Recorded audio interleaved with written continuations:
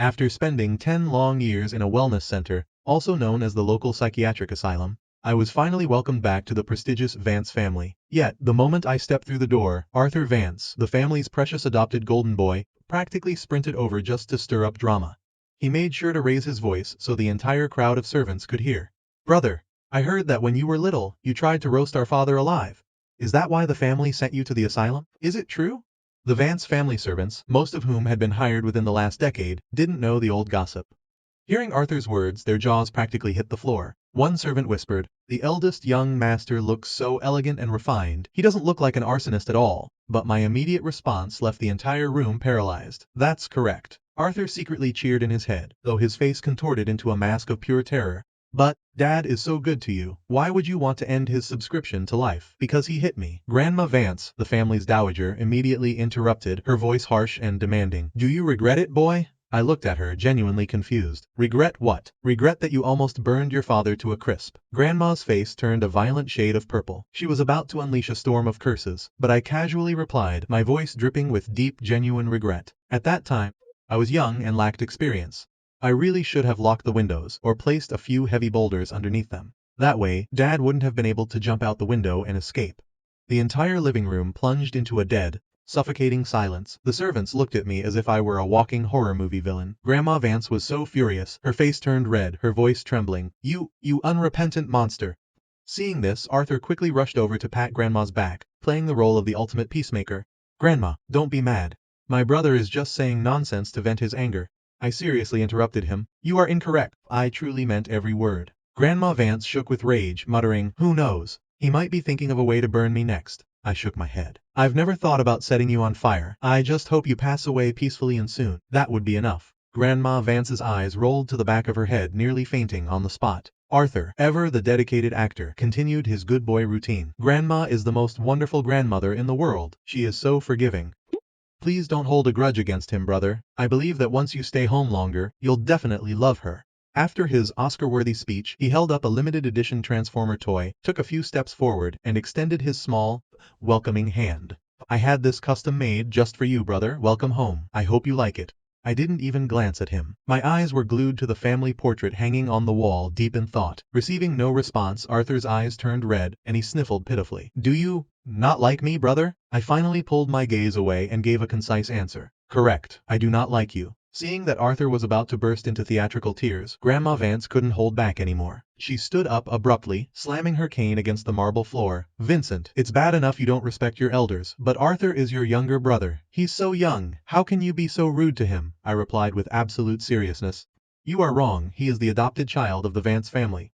Not my brother." The moment those words dropped, the color drained from everyone's faces. The servants stared at Arthur in shock. The famously pampered second young master was actually adopted? Arthur's face turned paper white. It was as if he had been struck by lightning. He staggered backward, conveniently tripping over the coffee table with a dramatic, "Ouch!" He and his Transformer toy tumbled to the floor. Tears streamed down his face like a broken faucet. "It's all my fault," he sobbed. "For years, I've lived a life of luxury here while you were stuck in the asylum, suffering and taking bitter medicine every day. It's completely understandable that you don't welcome me." I decided to correct his factual errors.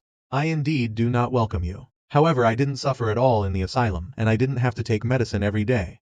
Arthur blinked, momentarily stunned, before wailing even louder. "If you don't want me as a brother, I'll move out. Right now." I nodded approvingly. "Okay, pack your things and leave immediately. Don't pollute my eyesight." Arthur froze. The servants froze. What was wrong with this eldest young master? The second young master was obviously just being polite and playing the victim. Why did he take it literally? Grandma Vance exploded again, her cane thumping like a drum. "Vincent, don't forget the condition for your return. You signed an agreement not to bully Arthur. You've already broken the rules." I cut her off. "I didn't break anything. I never signed that agreement." Grandma Vance snapped her head toward the family lawyer standing nervously in the corner. "Lawyer Quinn, what is the meaning of this?" Lawyer Quinn recalled the chilling scene at the Greenwood Asylum when he tried to force this guy to sign the paper. A shiver ran down his spine. He absolutely did not want to mess with Vincent ever again. He cleared his throat cautiously. "Madam, I found the eldest young master to be very calm, elegant, and reasonable. I deemed the agreement unnecessary, so I did not require his signature." Grandma roared, "Do you know how much we pay your firm every year? Is this how you work?" She slammed her cane again. "I order you to make Vincent sign it right now. Otherwise, Lawyer Quinn smoothly interrupted. Madam, my office just called with an extreme emergency. I must leave immediately. Please contact my assistant for any further inquiries. With the speed of an Olympic sprinter, the lawyer grabbed his briefcase and vanished out the door. Useless money-grubbing coward, Grandma cursed. She turned her sharp gaze back to me. Even if you didn't sign it, you are forbidden from bullying Arthur. I am not bullying him, I stated factually. He was the one who said he would move out. A man must keep his word, otherwise he is a liar, and liars must be punished. The servant's eyes went wide. Even if the second young master wasn't biologically related, how could he treat him like this? This is outrageous, Grandma screamed. You are bullying him. He offered a handshake, you ignored it. He gave you a gift, you didn't say thank you, and you pushed him to the ground. Before she could finish her sentence, I took 2 steps forward and shoved Arthur, who had just been helped up by a maid, right back down to the floor. I looked at the old lady. You said I pushed him. Now I actually did. Grandma Vance was stunned. The servants were speechless. Arthur crashed into the coffee table, knocking over fruit plates, water glasses, and an ashtray. A fruit knife slid right past his cheek, nearly giving him a free piercing. Terrified, he burst into real tears. You hate me so much you actually hit me? Fine, I'm leaving. Smack! Before he could finish, I slapped him across the face. Arthur froze, forgetting to cry, staring at me in pure bewilderment. Vincent, how dare you slap me?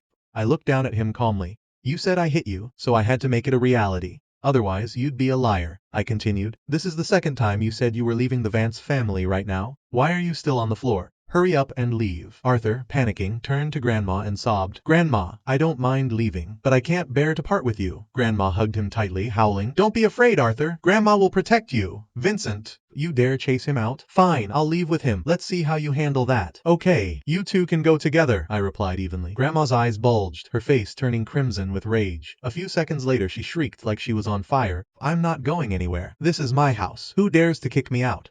I shook my head. No one is kicking you out. You explicitly stated you would leave with Arthur. You must keep your word. Otherwise, it's a lie. A sudden wave of anxiety washed over the old lady and the golden boy. I stepped in front of them, my face dead serious. Since you refuse to leave voluntarily, I have no choice but to escort you out. Under the horrified gazes of everyone present, I hoisted Grandma Vance onto my shoulder like a sack of potatoes, wrapped my other arm around Arthur's waist, and clamped him under my armpit like a discount baguette.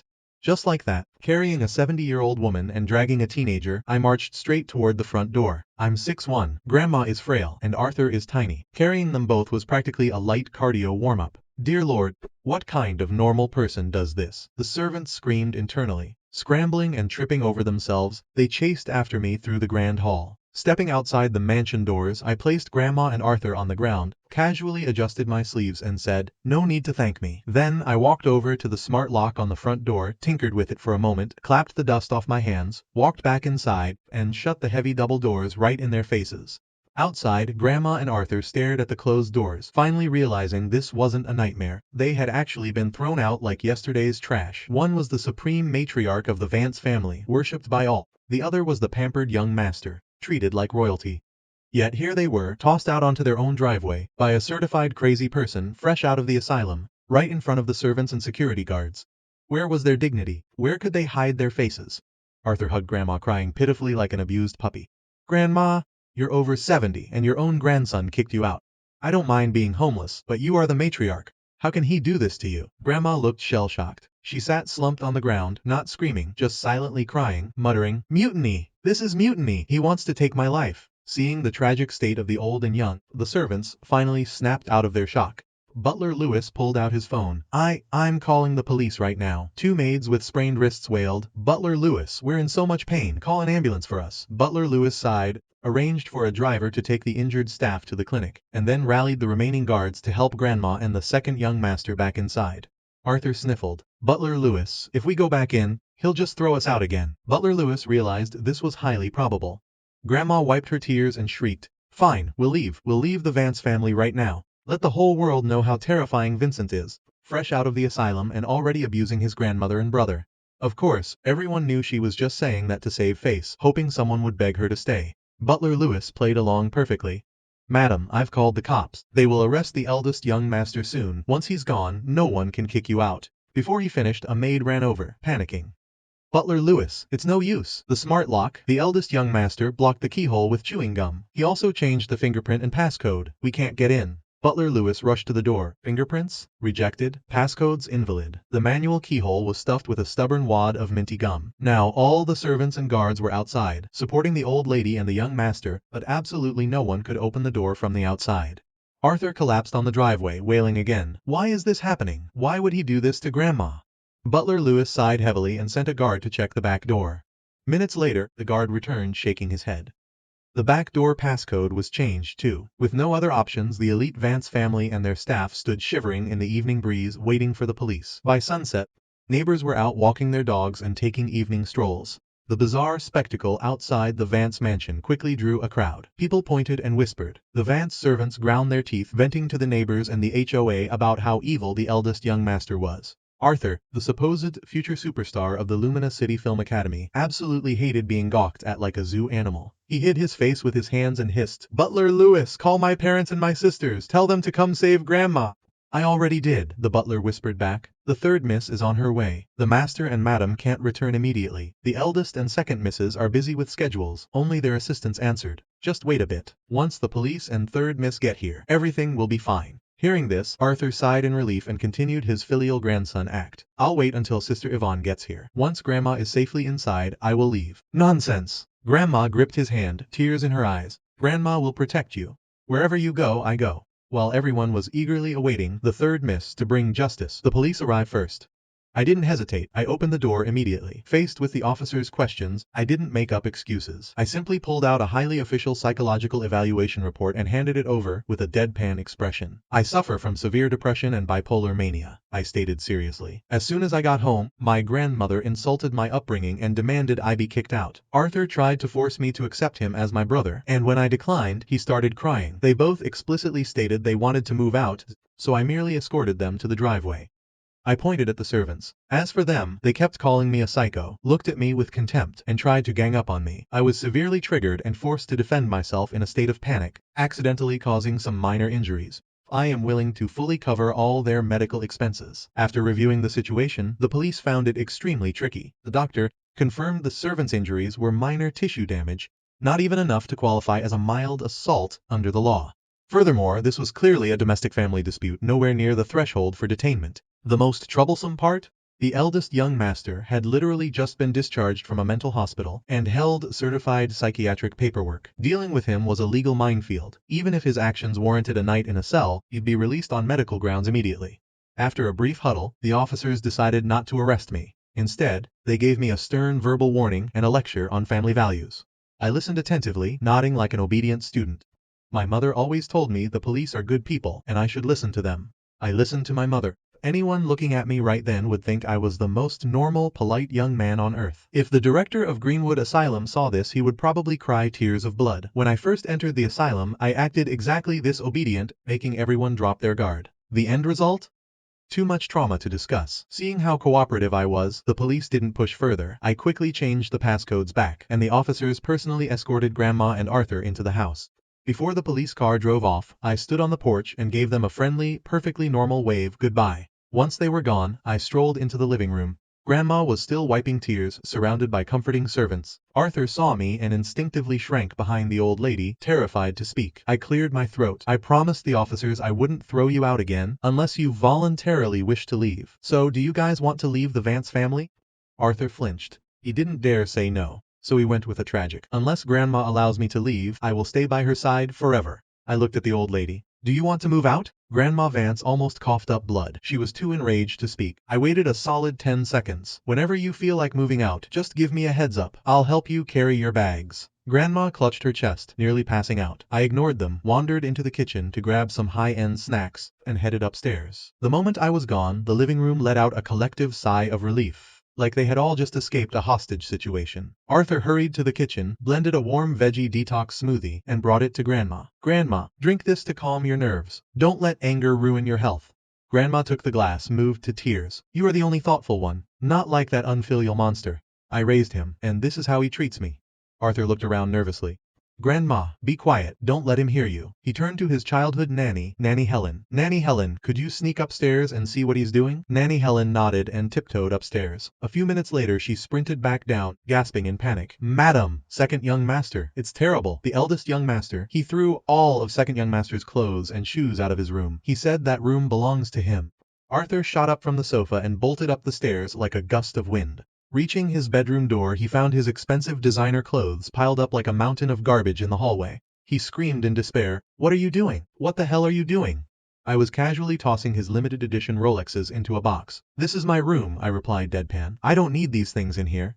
Arthur looked at his mountain of clothes, eyes red. "These are my things. You can't touch them, and you definitely can't steal my room. When Mom brought me to this family she said this was my room. Even though I was transferred to Greenwood Asylum, this room remains legally and factually mine. You claiming it is yours constitutes a lie." "I'm not lying," Arthur screamed, then quickly shifted his tone. "Everyone in the family, Grandma, Dad, Mom, the sisters, they all told me this was my room, that's why I stayed here." I remained indifferent. If you claiming this room is yours contradicts reality, it means your parents lied. When they return, I will correct their mistakes. Arthur was stunned. The servants were paralyzed. What was this guy saying? He was going to correct the mistakes of the master and madam? He truly was insane. He had zero respect for the heads of the family. Suppressing his tears and rage, Arthur turned to the maids. "Nanny Helen, please help me move my things to the guest room. I'll just sleep there." "It's fine." The guest room was a tiny 300 square foot space, nothing compared to his massive luxury suite. The maids felt incredibly bad for him. "Second young master, how can you sleep in the guest room?" Arthur put a finger to his lips, whispering tragically, "Don't let him hear you. I'm afraid he'll hurt you." "I'll be fine. He suffered a lot in the past. Now that he's back I should yield to him." Hearing this, the maids nearly cried. The second young master was so handsome, so kind, so selfless. Not like that absolute lunatic inside. Crash! A heavy toy was chucked out of the room, slamming into the wall right next to a maid's head. She shrieked and immediately shut her mouth. Arthur looked at the cramped guest room and broke down crying again. "Leave me alone, I don't want to see anyone right now." He threw himself onto the small bed, sobbing like his world had ended. Grandma Vance hobbled in, sitting by his side and stroking his hair. "Don't be afraid, Arthur, everything will be okay." Just as the maids quietly stepped out, a figure burst through the front doors downstairs, screaming at the top of her lungs. "Where is Vincent? Didn't he come back? Why didn't anyone tell me? Where is my Arthur? Did Vincent really kick Arthur out?" Brothers shouldn't fight, the maids rejoiced. "The third miss is finally home." But before they could even greet her, Yvonne Vance, the third miss, kicked open Arthur's old bedroom door and wailed tragically, "Arthur, Arthur, did you really get kicked out? Where is your stuff?" A maid awkwardly whispered, "Third miss." Second young master didn't leave the house. He was just evicted into the guest room by the eldest young master. Yvonne stormed out of the master suite like a hurricane and bolted toward the guest room, screaming like a slaughtered pig. "Arthur, how did you end up like this? Vincent just got back and he's already assaulting people. Does he think I won't teach him a lesson?" Down in the dining room I was leisurely enjoying a late snack. Suddenly a woman barged in, pointing a finger at me and screaming, "You lunatic! You just got home and you threw Grandma and Arthur out the door? You're completely out of line." I picked up a silver fork, slid a piece of chocolate cake into my mouth, and chewed slowly, my eyes briefly scanning the intruder. She was about 5'9", athletic build, zero body fat, clearly someone who worked out religiously. She wore sporty streetwear, her long hair flowing freely. Her face was top-tier beautiful, though currently twisted in fury. I didn't answer her accusation. I simply stated, "Arthur initially said he wanted to move out voluntarily. A few minutes later, he changed his mind. He is entirely untrustworthy." Meeting my gaze, Yvonne's eyes widened for a split second. Holy crap, she thought. This kid has zero makeup on and he's this insanely gorgeous? It's true what they say, he was a little tiger cub when he was young, glaring at everyone. Now he's even better looking than Arthur. But she quickly snapped out of it. What am I thinking? Why am I simping over a psycho? She shook her head, blushing slightly, and refocused on her rage. I withdrew my gaze and picked up another piece of cake. "You're still eating? Do you think you have the right to enjoy cake right now? Explain yourself first." Yvonne, infuriated by my total indifference, lunged forward to snatch the plate away. But with lightning speed my wrist flicked. I gripped the steak knife and fork, pointing the sharp tips directly at her forearm. "Ah!" Yvonne shrieked, clutching her right arm with her left, hopping backward. "It hurts!" "You psycho!" The servants stared in disbelief. The third miss was a sports major at a prestigious university and held a black belt in taekwondo. She was supposed to be a badass. How did she get stabbed by the eldest young master in half a second? "You crazy bastard!" Yvonne couldn't take the humiliation. She was the beautiful older sister, how dare he look down on her? She needed to teach him a lesson. She smirked wickedly, grabbing a small pair of crab-cracking scissors from the table, baring her white teeth. "Let's see how you like a haircut." She aimed the scissors right at my hair. Clang, clang. I rotated my wrists smoothly, using the knife and fork to perfectly parry the sharp blades of her scissors. "So fast." The servants rubbed their eyes. They couldn't even track the eldest young master's movements. This wasn't a martial arts movie. Yvonne was also stunned. 2.5 seconds later, she regained her composure, changed angles, and launched a flurry of snips at my head. Clang, cling, clang. A continuous symphony of metal clashing echoed in the dining room. Every single strike from Yvonne's scissors was effortlessly blocked by my dining utensils. After her 13th failed attempt, Yvonne gave up, throwing the scissors on the table and glaring at me. "You psycho, Grandma is an elder, and Arthur has lived here for 18 years. You just got back and you threw them out the door, and then you threw Arthur's things out of his room. You're crossing the line. Even if they made a mistake, you can't be this violent. Morally, you must apologize to Grandma and Arthur. An apology isn't enough." Grandma Vance had just hurried into the dining room upon hearing the commotion. She slammed her cane. "Make him kneel and kowtow. He humiliated us in front of the whole neighborhood. How can I ever show my face again?" Before Yvonne could agree, I spoke up, deadpan. "I will not apologize, and I will not kneel." Yvonne puffed her cheeks. "If you don't apologize, the family will punish you." I tilted my head, genuinely curious. "Who is going to punish me? You can't even beat me in a fight." Yvonne flushed deep red. "Who says I can't beat you? Listen here, kid. Don't be so arrogant. When you're crying for mercy, no one is going to save you." I looked Yvonne up and down. When we were little, she used to pull my hair and draw turtles on my face while I slept. I retaliated by beating her up so badly. She ran around the house crying for our mother. Yvonne's face burned hotter under my gaze. "You're making things up. You were tiny back then. How could you beat me? Mom told me not to bully my baby brother, so I lost on purpose. You were the one crying for Mom." "Ah," I frowned. "Are you an elementary school student? We are discussing serious matters. Why are you arguing like a toddler?" Although, toddler logic is quite terrifying in its own right. I paused, then delivered the verdict. "You lied again. Lying requires punishment." I turned my head. "Butler Lewis, bring me a rope." Butler Lewis trembled. What do you need a rope for, young master?" "To tie the third miss up and make her stand outside the front gate as punishment." Yvonne's mouth twisted in disbelief. "You lunatic, don't push it. If I get serious, you'll be the one begging for mercy." I took the rope from the trembling butler and said calmly, "3 lies. Your punishment is standing outside for the entire night." Yvonne roared and lunged at me to snatch the rope. "Let me show you how dangerous your big sister really is." 10 minutes later, Yvonne Vance, the #1 campus belle of Sugar City University, had lost the battle. She was securely tied to the iron fence right outside the mansion gates. She screamed into the night, "You punchable psycho, untie me right now. Apologize to me immediately, or else I won't let you off." The servants hovered nearby, looking incredibly awkward. "Third miss, please don't scream so loud. If you attract the neighbors and the security guards, it'll be even more embarrassing for you. Besides," a maid whispered, "even if you curse louder, we don't dare untie you. Before you got home, several people were sent to the hospital and haven't returned yet." Yvonne screamed for a long time, but nobody dared to free her. Instead, the neighbors started coming out, pointing and laughing at the absurd scene.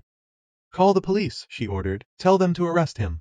Butler Lewis whispered cautiously, "The police already came, miss. The eldest young master is diagnosed with severe depression and bipolar disorder. If triggered, he might do something extreme. The police said this is a domestic issue and they can't intervene. Plus, it's highly inconvenient to arrest a certified psychiatric patient." Yvonne almost spat blood. "So you're all just going to stand there and watch this psycho bully me?" Butler Lewis looked at her bruised face and felt like crying himself. "Third miss, I truly understand your pain, but we really, physically cannot do anything about the eldest young master."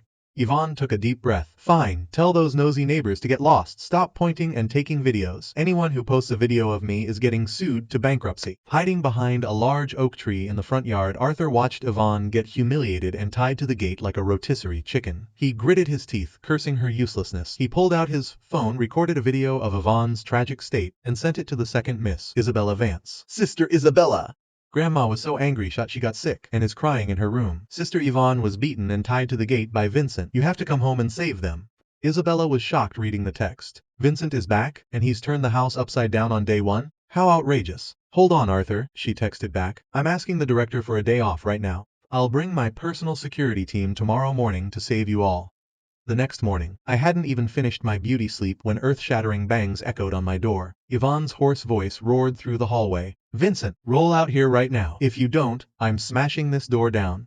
The servants stood several meters away, their faces pale. "Third miss, are you really going to smash the door? If you do, who knows what the eldest young master will do next?" Reminded of last night's horror, Yvonne hesitated. But remembering her second sister had arrived, she puffed out her chest. What am I afraid of? Sister Isabella is here. She's not a pushover like me. The door suddenly swung open. The hand she had raised to pound on the wood was caught mid-air by a large, firm grip. I stood there in my blue and white striped pajamas, staring at her seriously. You explicitly stated you would smash the door. I waited 3 minutes, and you did not smash it. You lied again. The penalty for this lie is standing outside for 2 hours. Yvonne's face drained of color. The memory of being tied to the gate all night rushed back like a sleep paralysis demon. Nobody in the family dared to save her. Only the butler and a few maids secretly burned mosquito coils near her and spoon-fed her dinner. The neighbors laughed at her. Finally, the HOA security guards couldn't take the noise anymore and untied her at dawn.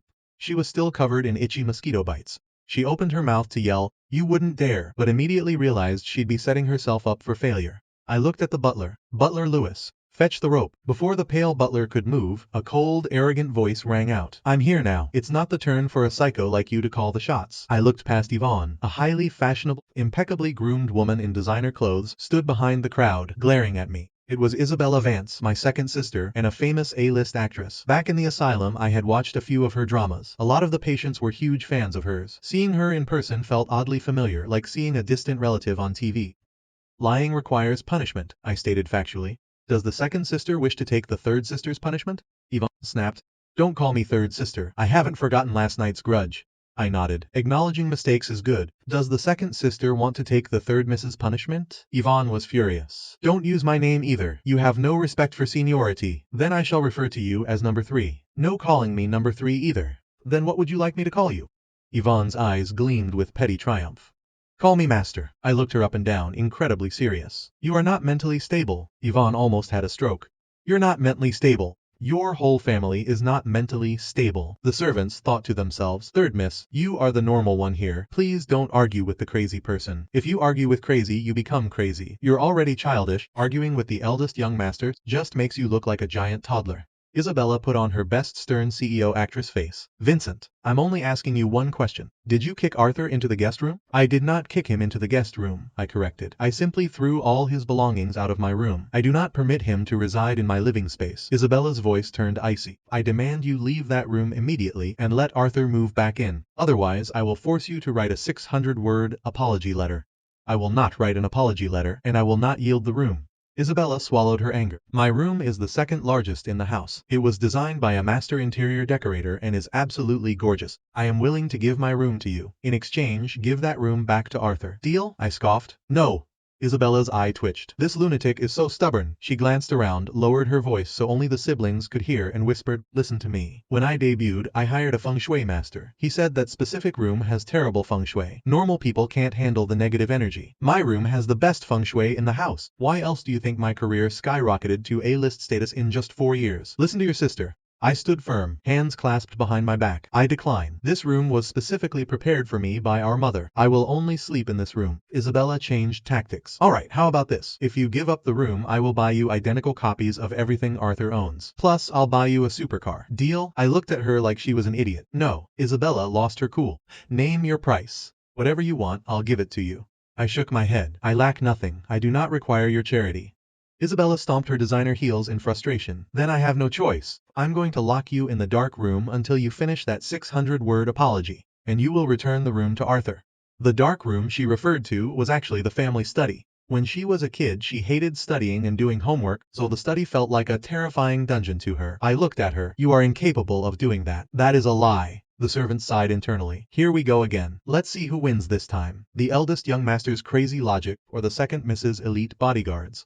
Isabella flipped her perfectly styled bangs and lifted her chin. I heard you learned how to fight in the asylum. Yvonne and the house guards couldn't beat you, but I came prepared. She clapped her hands. 4 intimidating figures stepped out from behind her. 2 men, 2 women, all dressed in sleek tactical gear with sharp, professional auras. These are my personal bodyguards, Isabella bragged. Highly professional, extremely experienced. I glanced at the 4 of them and shook my head. They are insufficient. You should swap them out. Isabella pointed an acrylic nail at me, furious. You psycho. You dare look down on me? If they can't lock you in the study today, I'll drop the Vance family name. The servants panicked. Second miss. Your bodyguards are elite, but please choose your words carefully. The eldest young master takes everything literally. What if you lose? I nodded. Wait here a moment. Isabella smirked, assuming I was scared. She was a famous idol, radiating main character energy. Who could resist her power? Her bodyguards were top-tier mercenaries from an international security firm. One was a marksman, the others were close-quarters combat experts. I'm ready. Let's begin, I said, stepping back out. Isabella flinched. She stared in horror at the tool in my hand, a custom-made, steel-forged hammer, about the length of a forearm, with one rounded head and one spike. For some reason, looking at that hammer, everyone instantly hallucinated the eldest young master smashing their skulls open like watermelons. It was absolutely terrifying. They involuntarily shivered and took several steps back. What are you doing with that hammer? Isabella stammered. I gently tap people with it, I replied softly. Isabella instinctively backed up. Tap who? My skin is insured. You can't hurt me. If you ruin my face, how will I act? Whoever touches me gets tapped, I clarified. Isabella swallowed hard. Are you threatening me? I am stating a fact. Isabella gritted her teeth.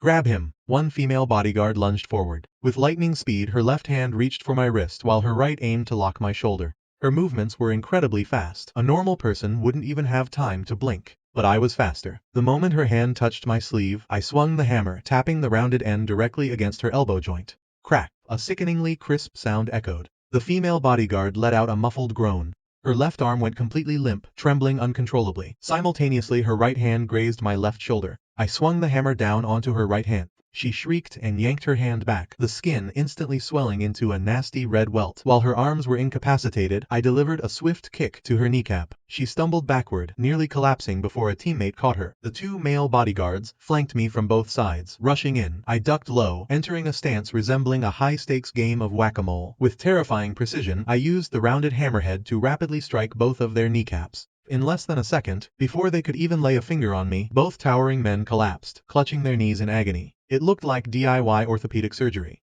They weren't standing up anytime soon. I looked down at them. Are you able to stand? Their hands were fine, but their knees were shattered. Standing was physically impossible. Isabella's face went completely pale. The last remaining uninjured female bodyguard didn't dare step forward. She urgently told Isabella, Boss, we need to get them to a hospital immediately. Any delay and the nerve damage might be permanent. Isabella ground her teeth. Butler Lewis, get drivers to take them to the ER now. She turned on her heel to leave, but I stepped sideways, blocking the hallway with my hammer. What are you doing? Isabella snapped. Can't you see we have a medical emergency? I am merely reminding you, I said evenly. You explicitly stated that if you failed to lock me in the study, you would drop the Vance family name. You should head to the municipal courthouse to legally change your surname now. Isabella nearly exploded. Is this really the time to talk about that? Of course. Were you planning to go back on your word?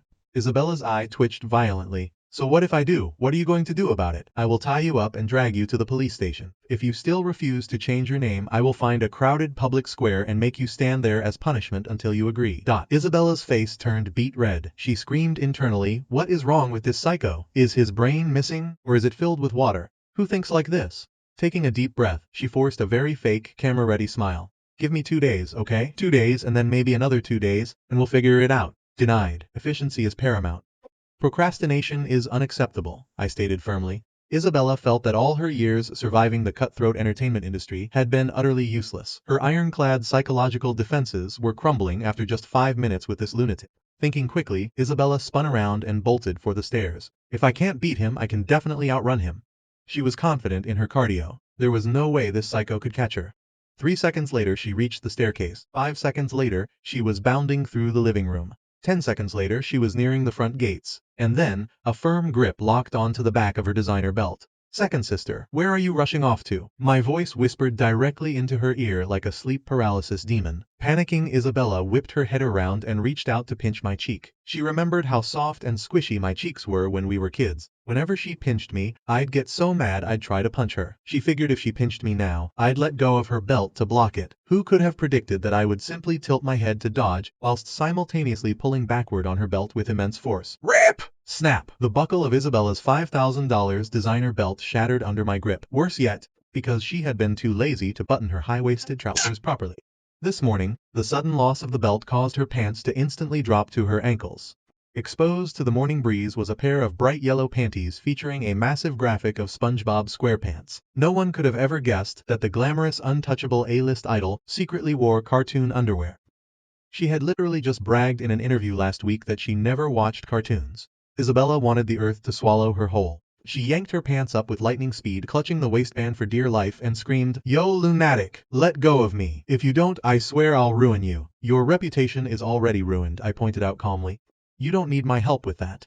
Isabella completely lost her mind. "Why does a psycho like you exist in this world? And why do you have to be my brother?" Even her most toxic, obsessive anti-fans combined weren't as unhinged as this kid. He actually snapped her luxury belt and exposed her SpongeBob undies. "Brain dead second sister," I said calmly. "I am taking you to change your surname." I turned my head. "Butler Lewis. Fetch the second Miss's ID and the family registry." Butler Lewis looked at the tragic state of the second miss, his eyes filled with panic, silently asking me what he was supposed to do. Isabella squeezed her eyes shut and muttered like a chant, "The psycho is just joking. I'm not changing my name. I'm an A-list celebrity. My stage name was selected by a master numerologist. I can't just change it." "Lies and incorrect statements can of course be retracted," I interrupted. Everyone froze.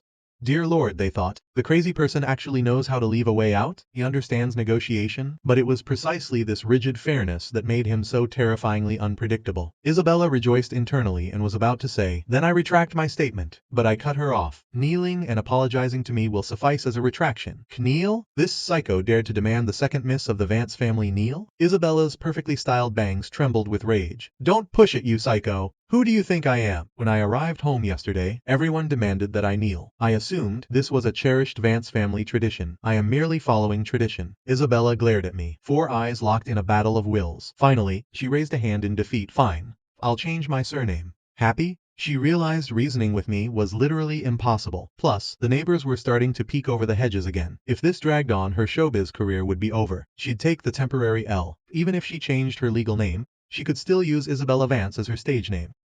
"I'll let you go," I said, releasing her, "but you are acting deceitfully. I will personally escort you to the police station."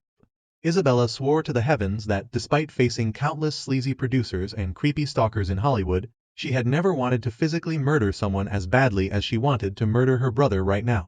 Hating the fact that she couldn't beat him in a fight, she took a deep breath. "Fine. You come with me." Yvonne watched us leave and muttered to herself, "Staying here is useless. The psycho doesn't need my help, and I can't help Grandma or Arthur either. Whatever, I'm going back to campus. It's a dog-eat-dog world." Grandma and Arthur couldn't beat him, and Isabella surrendered. "If you don't surrender, you suffer."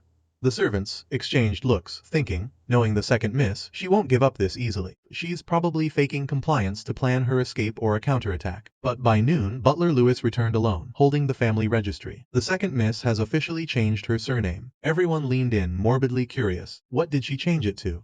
Butler Lewis shook his head. "Isabella Smith. She took her mother's maiden name." The crowd thought, no comment. Isabella's assistant, Helen, stood on her tiptoes looking at the door. "Why hasn't the second miss come back?"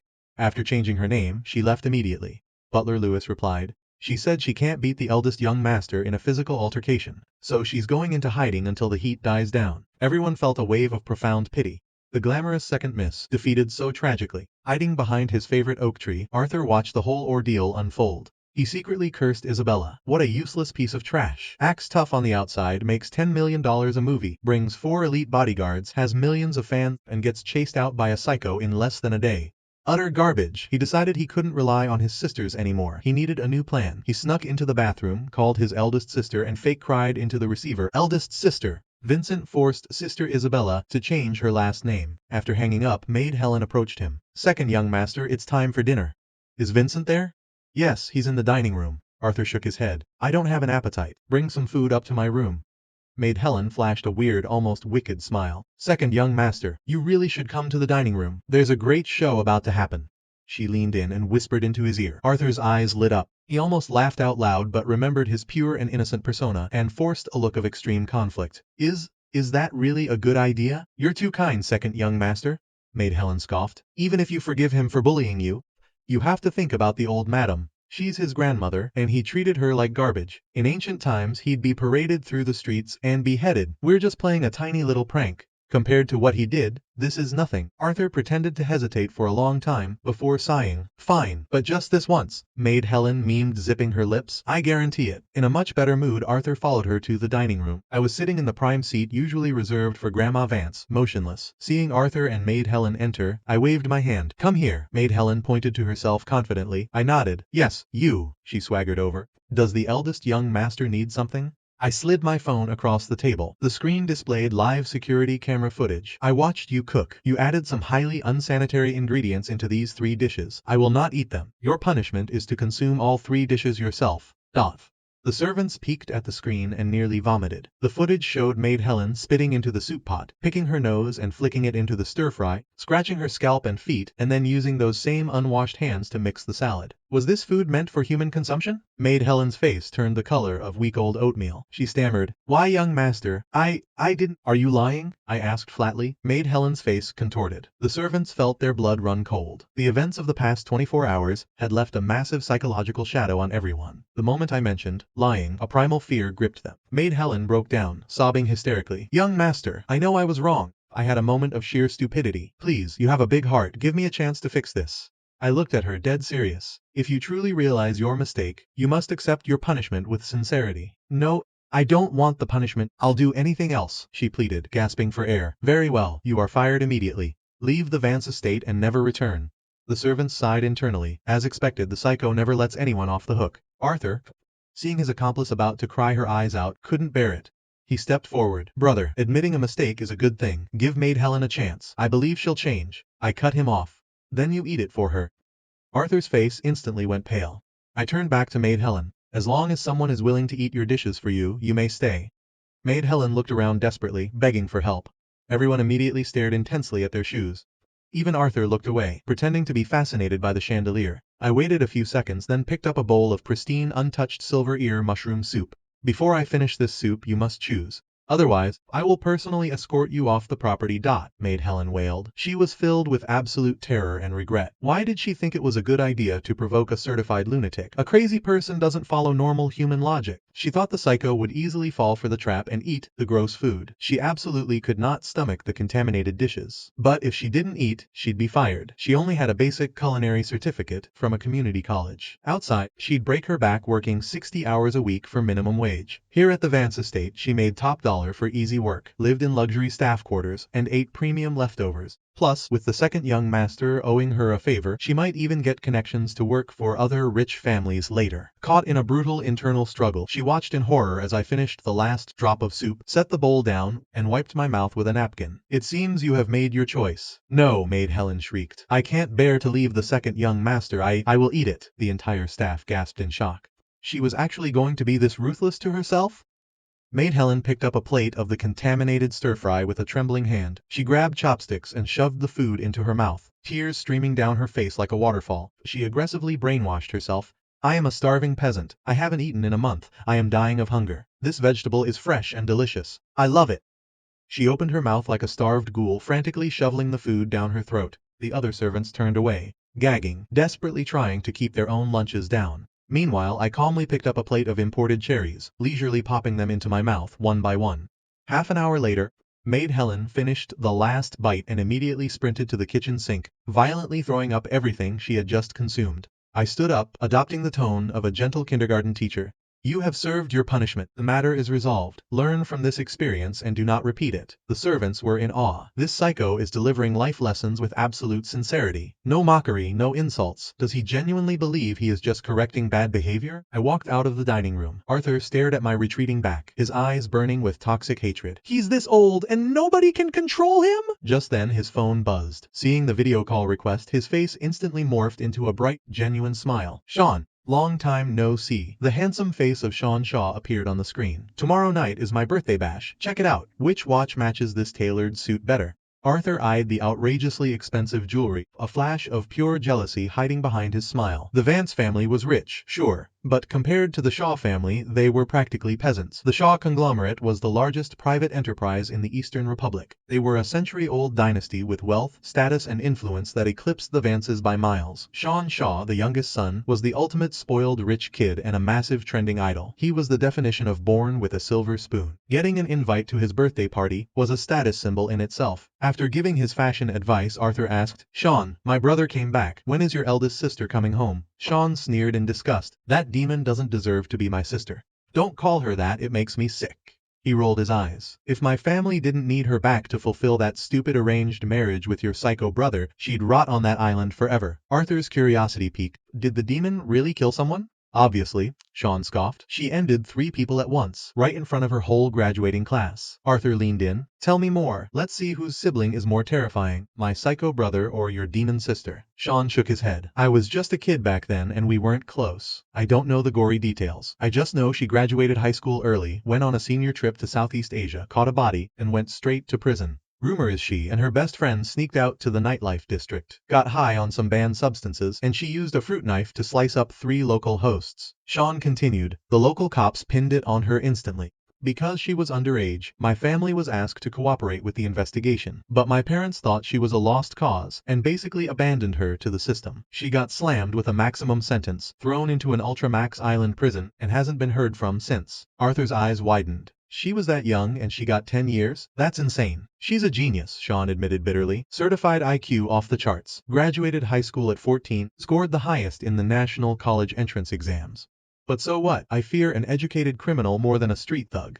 A smart psychopath like her? Thank God she got locked up early, or who knows how many lives she would have ruined. Arthur was thrilled by the gossip. How does a 14-year-old take down 3 adults at once? No idea. Supposedly it happened in a VIP room with no cameras. The next morning the staff found 3 hosts bleeding out on the floor. Her best friend was injured, and Serena was passed out with the knife in her hand. The cops only found her fingerprints on the weapon, and her blood tested positive for some heavy illegal potions. The friend testified they got drunk. A fight broke out, and Serena snapped. The official ruling was substance-induced homicidal psychosis. Wow, an absolute demon, Arthur gasped in faux horror. Using banned substances at that age and taking 3 lives? She's not even human. She and your psycho brother are a match made in heaven. Sean chuckled darkly. Sounds like you really hate your brother too, huh? Tell me what happened. The 2 rich kids spent the next hour trading horror stories about their respective problematic siblings. Meanwhile, at a maximum security prison located on an isolated island somewhere in the Southeast Asian seas, Serena Shaw lounged on a rusty metal folding chair, her long legs propped up on the edge of a chipped concrete table.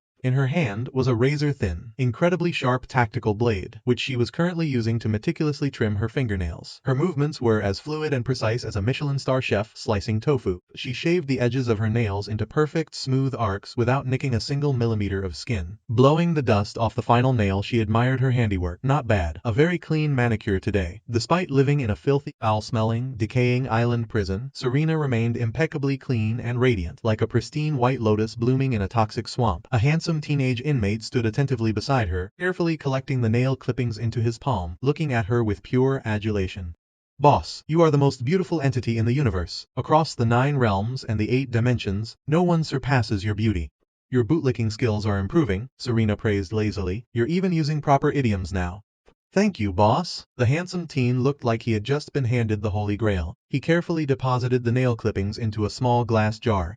Admiring the jar, he sighed. The boss is beautiful, and even her nail clippings are beautiful. I will treasure this collection with my life. Every prisoner locked up on this isolated rock had some sort of mental defect or weird fetish. Serena was used to it. She retracted the blade, leaned on the armrest, and stretched lazily. Tell the warden I want to go home to get married. I want out of this joint today. Tell him to prep the chopper to fly me to the mainland. I'll make my own way back to the Eastern Republic. The handsome teen instantly bolted toward the door, but stopped halfway, turning back with big, teary puppy dog eyes. Boss, you are my light, my electricity, my one and only myth. Where you go, can my physical vessel follow? No, Serena replied flatly. Long live the queen. Long live the queen. The teen threw his hands up in manic celebration and prepared to sprint away again. Wait, Serena called out. Bring Little Black with you. Little Black again? The teen pouted aggressively. He's so dumb, he's smaller than me, and he looks like a gremlin. He'll just be dead weight for you, boss. Serena shot him a side eye. Are you teaching me how to run my crew? No, no, absolutely not. The teen trembled, bowing his head submissively. I'm just jealous of Little Black. Jealous that I'm not the favorite child. Get lost and do your job, Serena ordered coldly. The teen vanished like a ghost. Upon receiving the message, the warden dropped to his knees in front of a crucifix, frantically making the sign of the cross. Praise the Lord. Thank you for answering my prayers. Please God, ensure she never returns to this island. If she does, my only retirement plan is jumping into the ocean. An hour later, Serena, flanked by the handsome teen and a smaller brooding teen named Little Black, who was currently holding her tactical blade, walked through the gauntlet of the general population cell block for their farewell tour. You bitch! One inmate yelled, gripping the bars. When you get bored out there, come back. I'll be waiting for you. You psycho! Another screamed. Don't ever come back. I hope you get hit by a bus. I hope your plane gets struck by lightning and you get eaten by sharks. Hey! Hey, a voice chimed in. Even if she gets eaten by sharks, it'll be a privilege for the sharks. Near the exit gate, a massive, heavily tattooed brute stared at Serena. She looked blindingly radiant in the dim prison light. He licked his lips, his eyes flashing with raw, unfiltered lust. As Serena walked past, he reached his thick arm through the bars and aggressively flicked the back of the handsome teen's head. Serena paused, a smirk playing on her lips. You dare touch the kid's head? The handsome teen, acting like a cat whose tail had just been stepped on, instantly bristled. He clutched his head and shrieked like his entire bloodline had been cursed. You touched my head? You touched my head? You made me lose face in front of the boss? The inmates laughed uproariously. Your soul is pitch black, kid. Don't act like your head is sacred territory. Our hands are cleaner than your brain. Serena didn't turn around, she just stopped walking. What did I teach you? The handsome teen rolled his eyes, turning to face the brute, who was nearly 2 heads taller than him. He flashed a terrifyingly sweet smile. You like touching my head that much, huh? The brute sneered contemptuously. Get out of my sight, little rat. If I ever get out of here, I won't just flick your head, I'll use it as a soccer ball. He genuinely believed that with Serena gone, he would become the new kingpin of the cell block. He couldn't resist asserting dominance. The teen blinked innocently. Then let me give you another chance to touch it.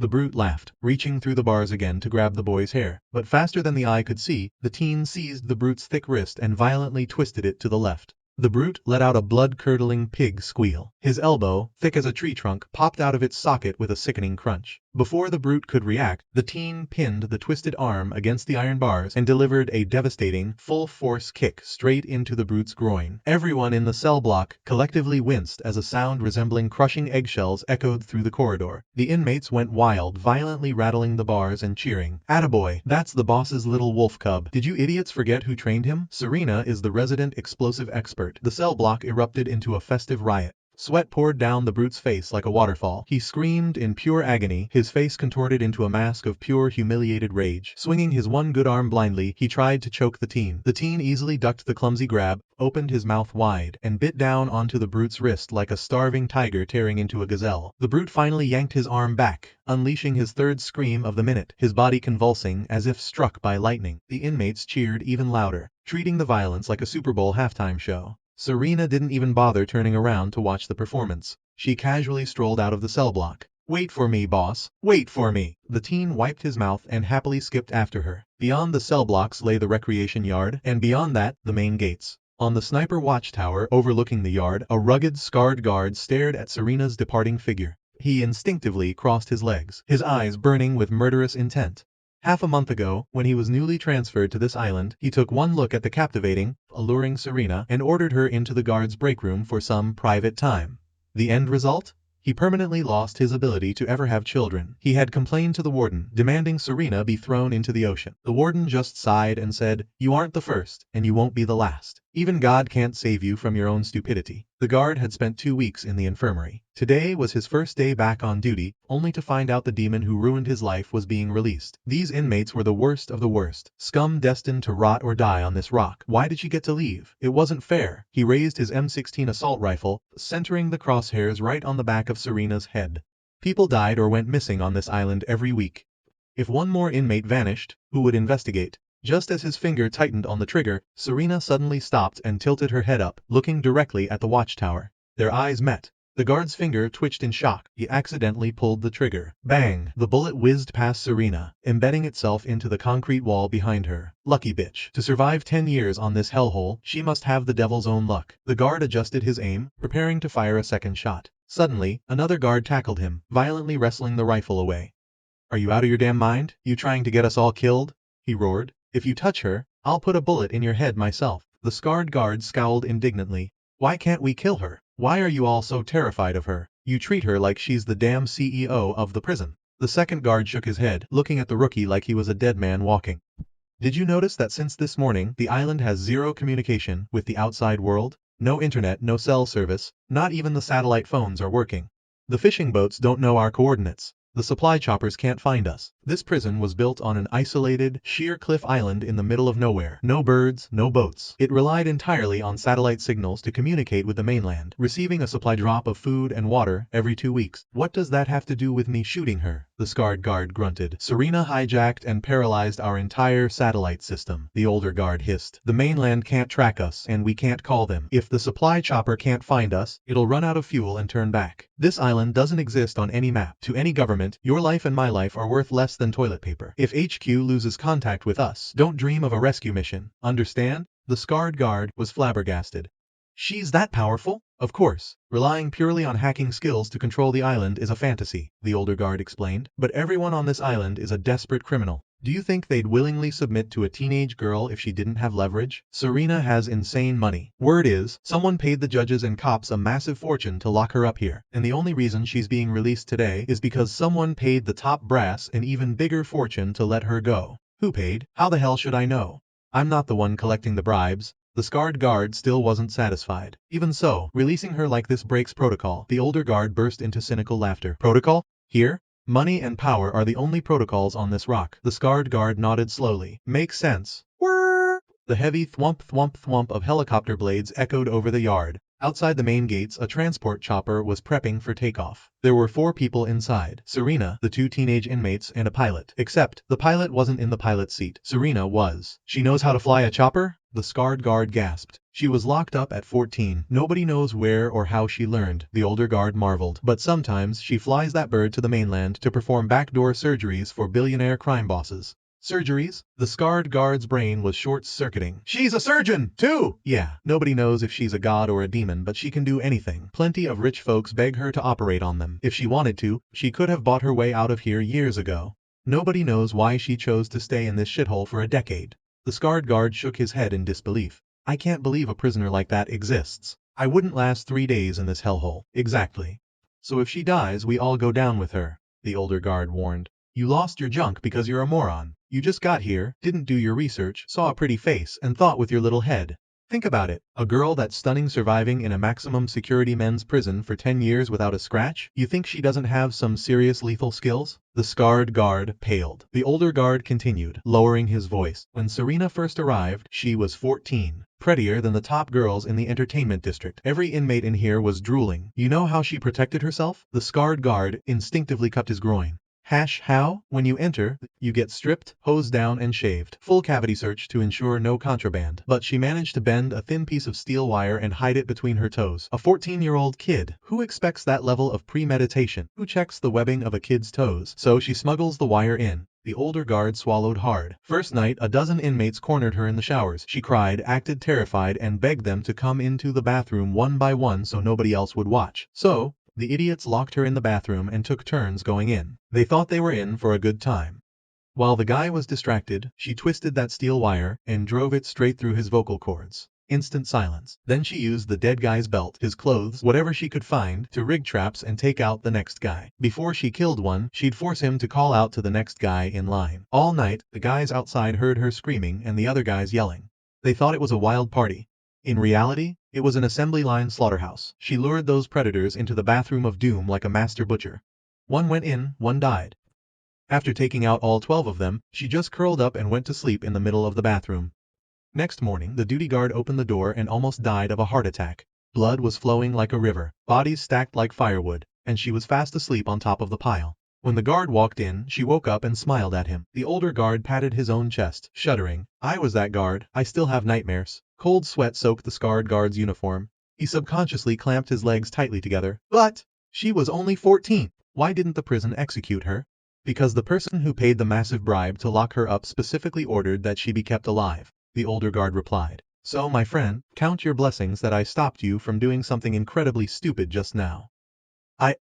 I understand, the scarred guard said, deflating. Thank you for stopping me. I owe you. Before he could finish his sentence, over the roar of the helicopter blades, a sharp crack echoed. A red blossom exploded on the scarred guard's chest. He clutched his heart, slumped against the concrete wall, and slowly slid to the floor. In the final fading seconds of his life, his blurry vision caught sight of Serena Shaw in the pilot's seat of the rising chopper, her face an emotionless mask, holding a smoking black pistol. Later that afternoon, back in Metro City, I slowly opened my eyes from a nap. Glancing at the wall, I noticed the framed painting was missing. It was a cartoon-style self-portrait my mother had drawn for me. I loved it, so I hung it there so it would be the first thing I saw when I woke up. But 10 years had passed. On my first morning back at the Vance estate, Arthur had rudely awakened me, so I hadn't paid attention to the opposite wall. I sat up, grabbed my trusty small hammer from my pocket, pulled up a chair, stood on it, and tapped the exact spot where the painting used to hang.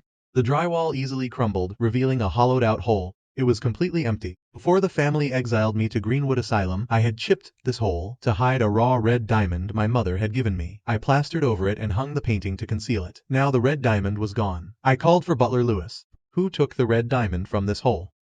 Butler Lewis looked miserable. Young master, I know nothing about a red diamond, and I wouldn't dare ask. This was the second young master's room. I never entered without permission. I have no idea about any hidden gems. I pulled out an old smartphone I'd kept for a decade and opened a photo. Have you seen this red diamond before? Butler Lewis wanted to say no, but an eerie, supernatural intuition warned him that I would instantly know if he lied. He hesitated for a few seconds before confessing, the second young master's favorite necklace has a red diamond pendant that looks exactly like this one.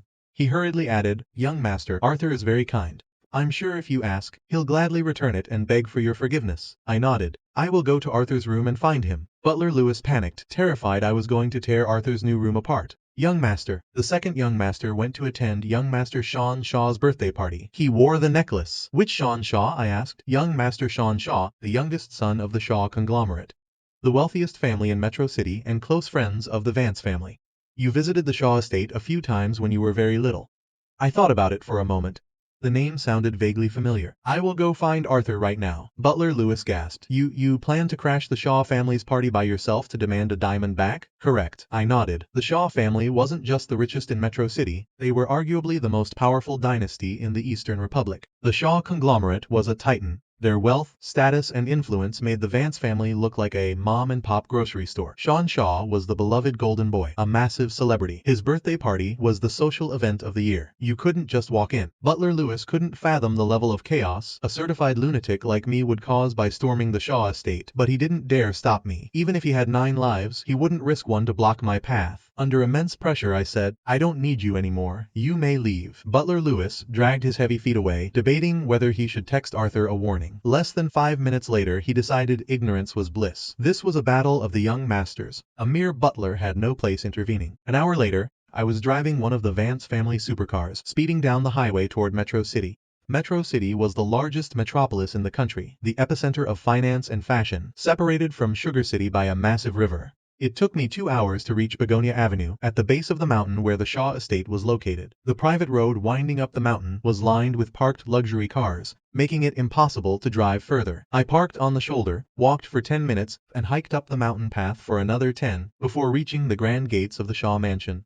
It was early evening, and the estate was brilliantly illuminated. Guests dressed in haute couture mingled, the air thick with the scent of expensive perfume and imported floral arrangements. My arrival immediately drew bewildered and curious stares. Not just because I was breathtakingly handsome, but because I wore no makeup, no designer labels, and no jewelry. I looked completely out of place at a gala, strolling up the driveway like I was browsing a suburban shopping mall. Ignoring the whispers, I walked straight to the entrance. A sharply dressed security host stepped in my path.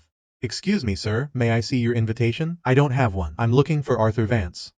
The host knew Arthur was Sean's best friend. May I ask what business you have with Mr. Vance? He stole something of mine. I am here to retrieve it. I apologize, sir, but without an invitation I cannot grant you entry. You are welcome to sit at the pavilion outside, enjoy some refreshments, and speak with Mr. Vance when he exits. The Shaw family was indeed a century-old dynasty with impeccable manners. Outside the gates they had set up dozens of small tables with fine wine and delicate pastries for drivers, paparazzi, or uninvited guests who wanted to rest. I remained steadfast. I must see Arthur immediately. If you won't let me in, then go fetch him. The host shook his head politely. Mr. Vance is an honored guest. It is highly inappropriate for us to summon him outside. Perhaps you could call him? I do not have his phone number. The host thought to himself. Ah, so this guy isn't close to Mr. Vance. Definitely can't let him in. Then I am very sorry, sir. We cannot grant you access. I didn't force my way in. I took a few steps back, pulled a compact battery-powered megaphone out of my pocket, flicked the switch, and aimed it directly at the mansion gates. Arthur Vance! Come out here and return my property. Arthur Vance, come out and return my property. Though the megaphone was small, the volume was deafening. Everyone at the entrance spun around, staring at me in absolute shock. Who in their right mind uses a literal megaphone at a billionaire's black-eye gala? Was this guy insane? Several security guards panicked and rushed over. One tried to cover the speaker with his hand, while another suppressed his anger, saying, "Sir, this is a private residence. Please cease this disturbance immediately." From the gates inward is a private residence, I corrected factually. Where I am standing is a public mountain road. Paging someone on public property is not a crime. The guard was flabbergasted. "Excuse me? This entire mountain belongs to the Shaw family. You claim the entire mountain is yours," I replied. "Do you have the property deeds to prove it?" The guard's eyes bulged. What is wrong with this guy? I tell him the mountain is private property, and he demands to see the deed? The surrounding guests were dumbfounded. Such a handsome face, but clearly a few screws loose. What a shame. Whose escaped psychiatric patient is this? If you cannot produce the deed, I do not believe you, I concluded, stepping to the side and raising the megaphone again. "Arthur Vance, come out here, and return my property." The security captain grabbed the megaphone, fuming. "If you continue this behavior, we will be forced to physically remove you from the premises." I blinked. Just as I was about to employ physical countermeasures, an arrogant, haughty female voice rang out. "With so many VIP guests present, what is all this shouting about?" I turned to see a woman in a $50,000 gown, carrying herself with the imperious swagger of a battlefield commander. She radiated intimidating authority. "Second miss." The security guards bowed respectfully. "This young man wishes to see Mr. Vance, but lacks an invitation, so we denied him entry. He resorted to using a megaphone, so we were preparing to escort him away." The guests whispered excitedly, "That's Sylvia Shaw, the second miss of the Shaw family. What incredible aura. No wonder every bachelor in Metro City wants to marry her. Rumor has it she's very close with Arthur Vance. Paparazzi catch them hanging out all the time." Sylvia Shaw looked at me with clear displeasure. "What is your relationship with Arthur? How dare you cause a scene at my family's gates and ruin my brother's birthday party?" "I am Vincent Vance, the biological son of the Vance family," I stated. "Arthur is the adopted son of the Vance family. He is temporarily living in my house. He stole a diamond left to me by my mother, so I came to retrieve it." In just 2 sentences, I dropped a massive social nuke. The crowd erupted in gasps. "Arthur Vance is adopted? I've never heard that before. No wonder he doesn't look like his 3 sisters. A mere adopted son acting like a princely heir? He's just an adopted kid. He's definitely not good enough for Sylvia Shaw, and he stole someone's jewelry?" Sylvia's face darkened. Her voice dripped with disdain.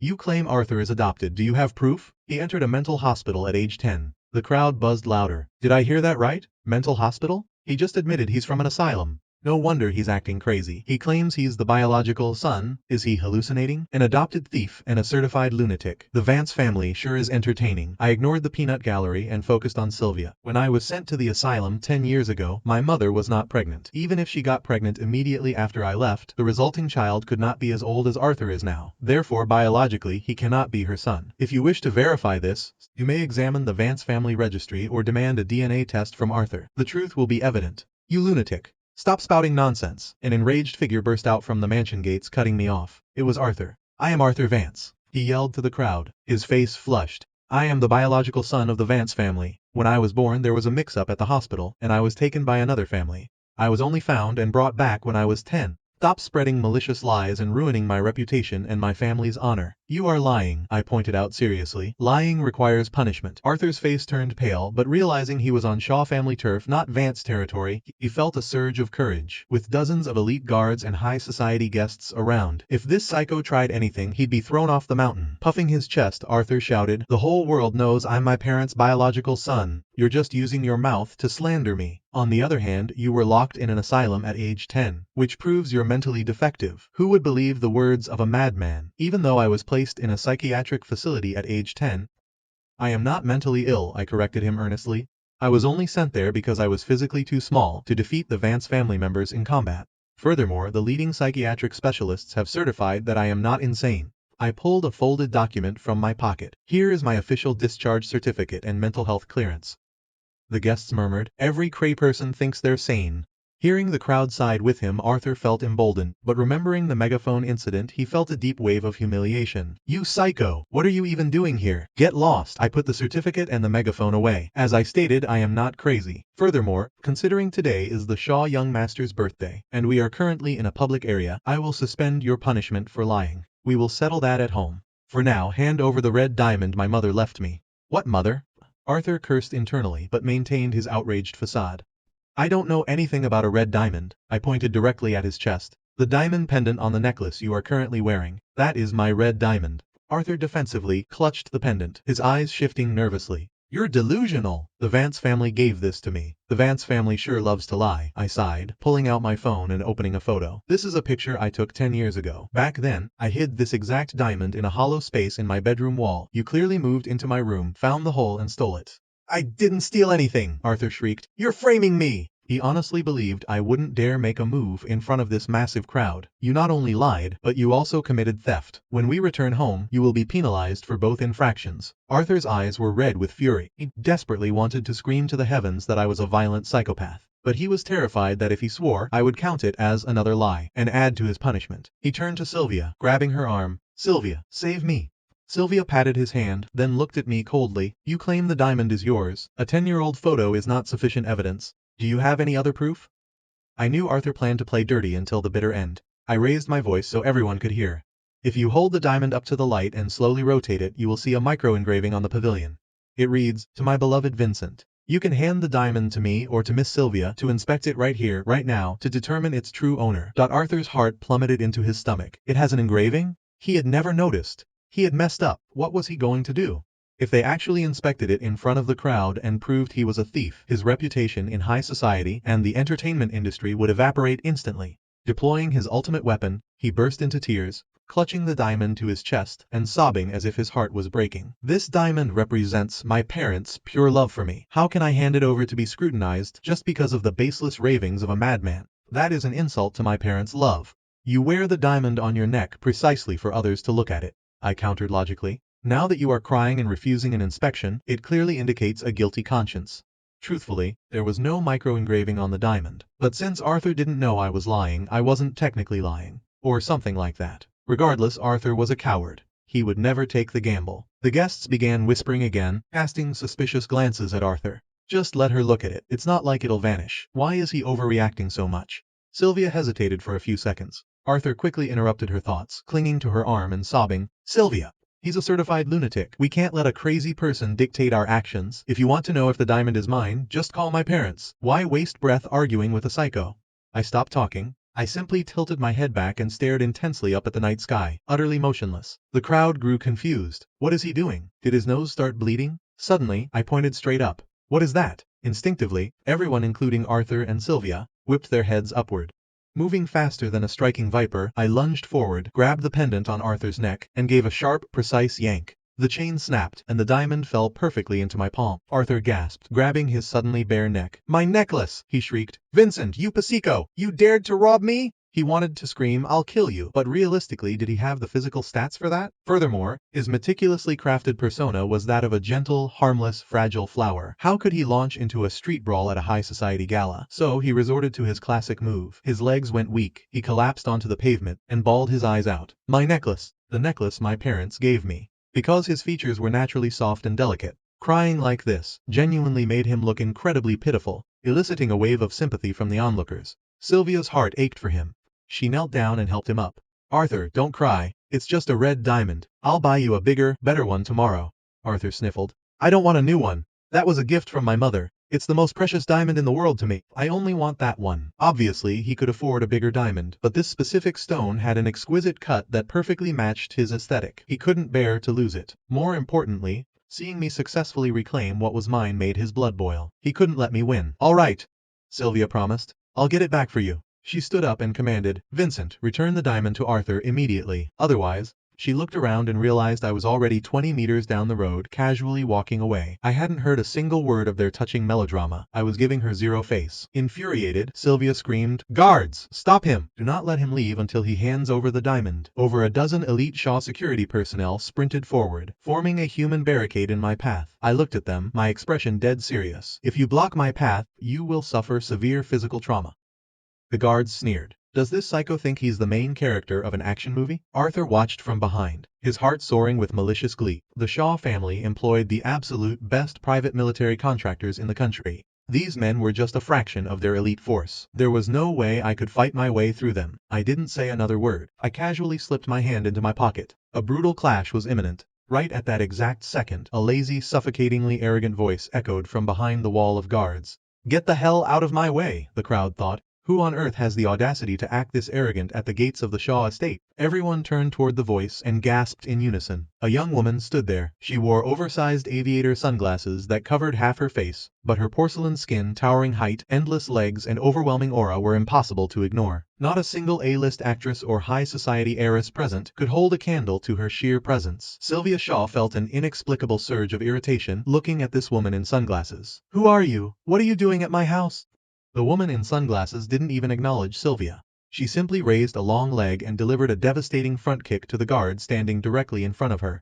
The guard smirked and easily sidestepped, but the woman had anticipated the dodge. Mid-air, her leg snapped like a whip, changing trajectory and slamming a brutal sidekick directly into the guard's knee. Crack! The horrific sound of shattering bone echoed through the night. The crowd collectively winced. What a brutal kick! These were highly trained, muscular security professionals, yet this mysterious woman snapped a man's knee with a single casual strike. Outraged, the remaining guards roared and charged at her. Sylvia screamed, "Take her down!" Less than 5 minutes later, over a dozen elite bodyguards were groaning on the pavement, completely incapacitated. The woman in sunglasses stood amidst the carnage, casually adjusting her shades, not a single hair out of place. More guards began pouring out of the estate. Sylvia panicked. "Call the police." Before the words fully left her mouth, the woman in sunglasses moved like a phantom, materializing right beside Sylvia. A cold, hard steel barrel was pressed firmly against Sylvia's forehead. Click! Sylvia broke into a cold sweat, her entire body trembling. "What do you want?" "Kneel," the woman ordered, her voice devoid of emotion. "And bark like a dog." Sylvia gritted her teeth.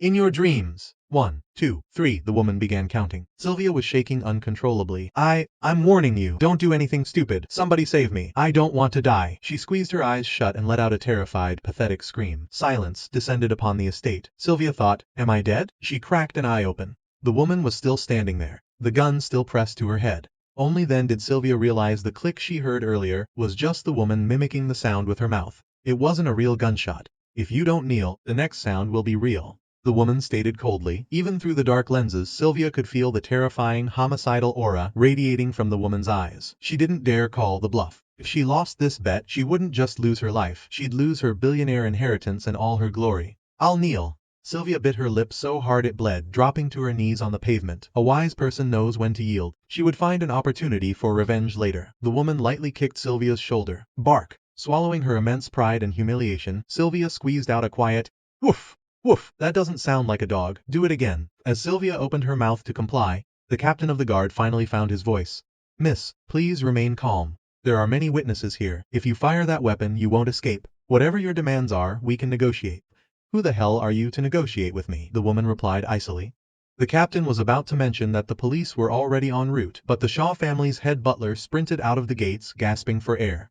He took one look at the scene and his face drained of color. Tentatively, he whispered a name. "Miss Serena?" Serena Shaw kicked Sylvia one last time and holstered the gun. "I despise noise outside my front door. Tell this mob to get lost immediately, or I start shooting." Nobody knew the exact depths of rage and humiliation burning inside Sylvia Shaw at that moment, but with a gun mere inches away, she had no choice but to lower her head. An infuriated male voice shrieked from the courtyard, "Tonight is my 20th birthday. I've waited years for this. Nobody is ruining my party." The crowd looked over to see Sean Shaw, dressed in a bespoke sapphire suit, cowering safely behind the head butler, pointing a trembling finger at Serena. "You say she's Serena. Where's the proof?" Serena smirked coldly, patting her weapon. "This gun is my proof. Care to question it? My gun is my proof." Cold, ruthless, unhinged, giving absolutely zero fucks about anyone or anything. Yep, that was Serena Shaw. Sylvia's voice shook. "Serena, you just got out of prison. If you kill someone now, you'll face the firing squad." Serena chuckled. "I have severe medically documented psychiatric disorders. I experience violent psychotic breaks when triggered. You've triggered me. I currently have no legal concept of my actions." The implication was clear. A certified crazy person can't be executed for murder. The crowd froze. Whispers broke out. Is she faking it? No real crazy person admits they're crazy, right? But others argued, no. What if she's actually that crazy? Look at her. Sylvia couldn't hold back her venom. Why didn't you just die in that prison? Click. Hearing the hammer cock back, Sylvia nearly had a heart attack. She scrambled to her feet and shrieked at the guests. "Leave. Everybody leave right now. Get off the Shaw estate. Anyone who stays is making an enemy of me." Sean panicked. "If everyone leaves, how am I supposed to have a birthday party?" Sylvia whipped around and roared. "Sean, do you want me to die? Is my life worth less than your stupid party?" The guests exchanged nervous glances. Nobody wanted to miss this incredibly spicy drama, but then again, Serena Shaw was a one-woman army with a firearm, and she had no beef with them personally.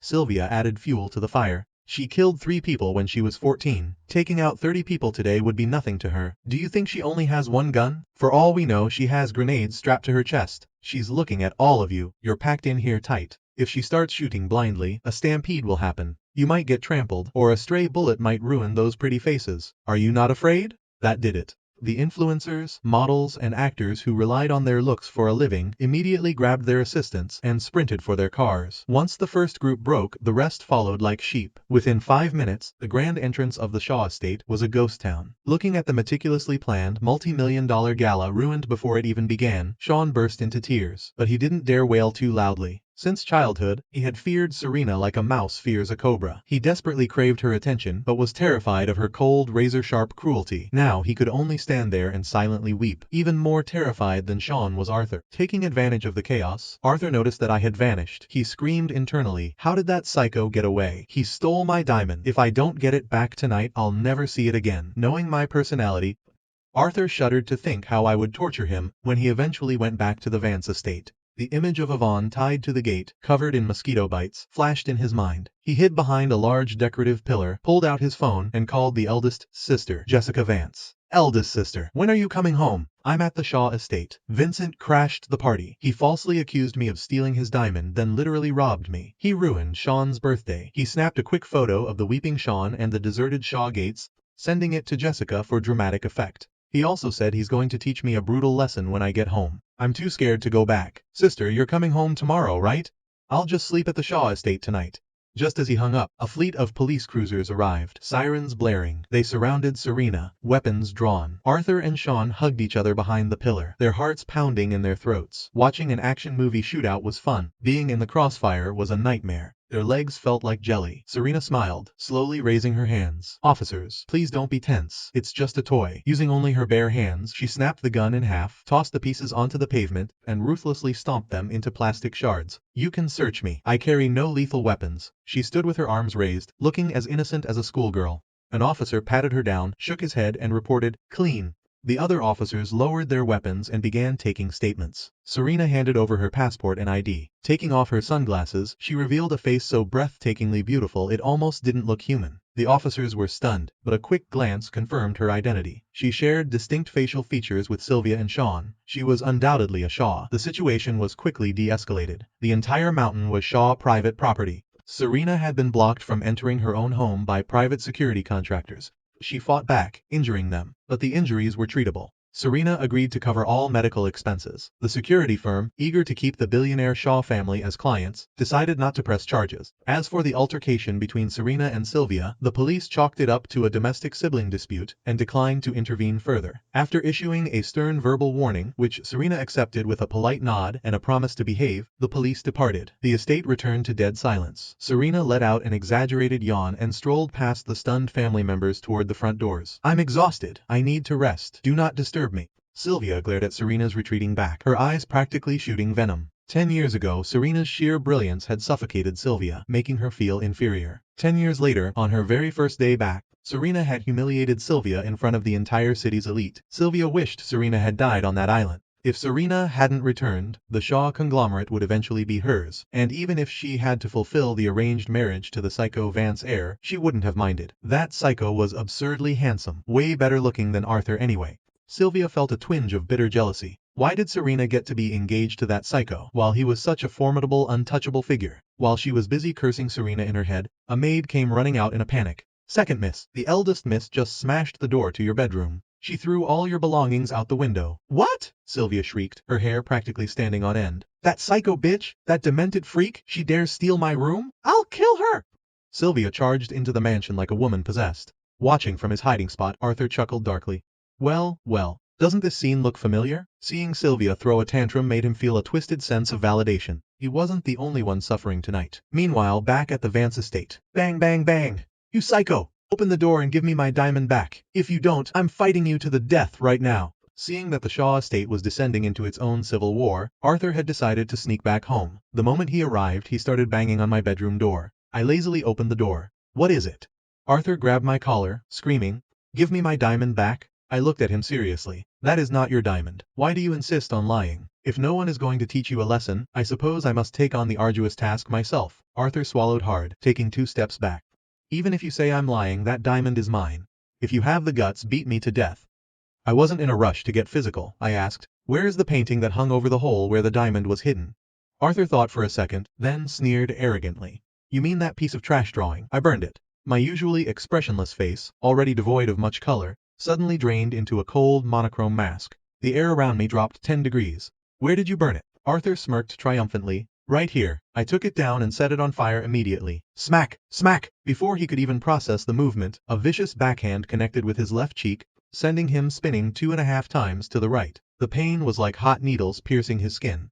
Before he could regain his balance, a forehand slap struck his right cheek, spinning him 2.5 times back in the other direction. Punishment number 1, I stated coldly. You lied by claiming my diamond was yours. Arthur gasped in agony, tears flowing freely. He wanted to wail, but his cheeks throbbed so violently that crying felt like rubbing salt in a wound. In the reflection of the hallway mirror, his face was already swelling up like a bruised red pig's head. But he was confused. Why was the punishment only for the lie? Why didn't he punish me for burning the painting? Is he letting that slide? While he was lost in thought, I pressed a finger to his shoulder, shoved him aside, and strode confidently down the hall toward the guest room. Psycho, where are you going? Arthur mumbled through swollen lips. I reached the guest room, kicked the door open with a resounding crash, and walked in.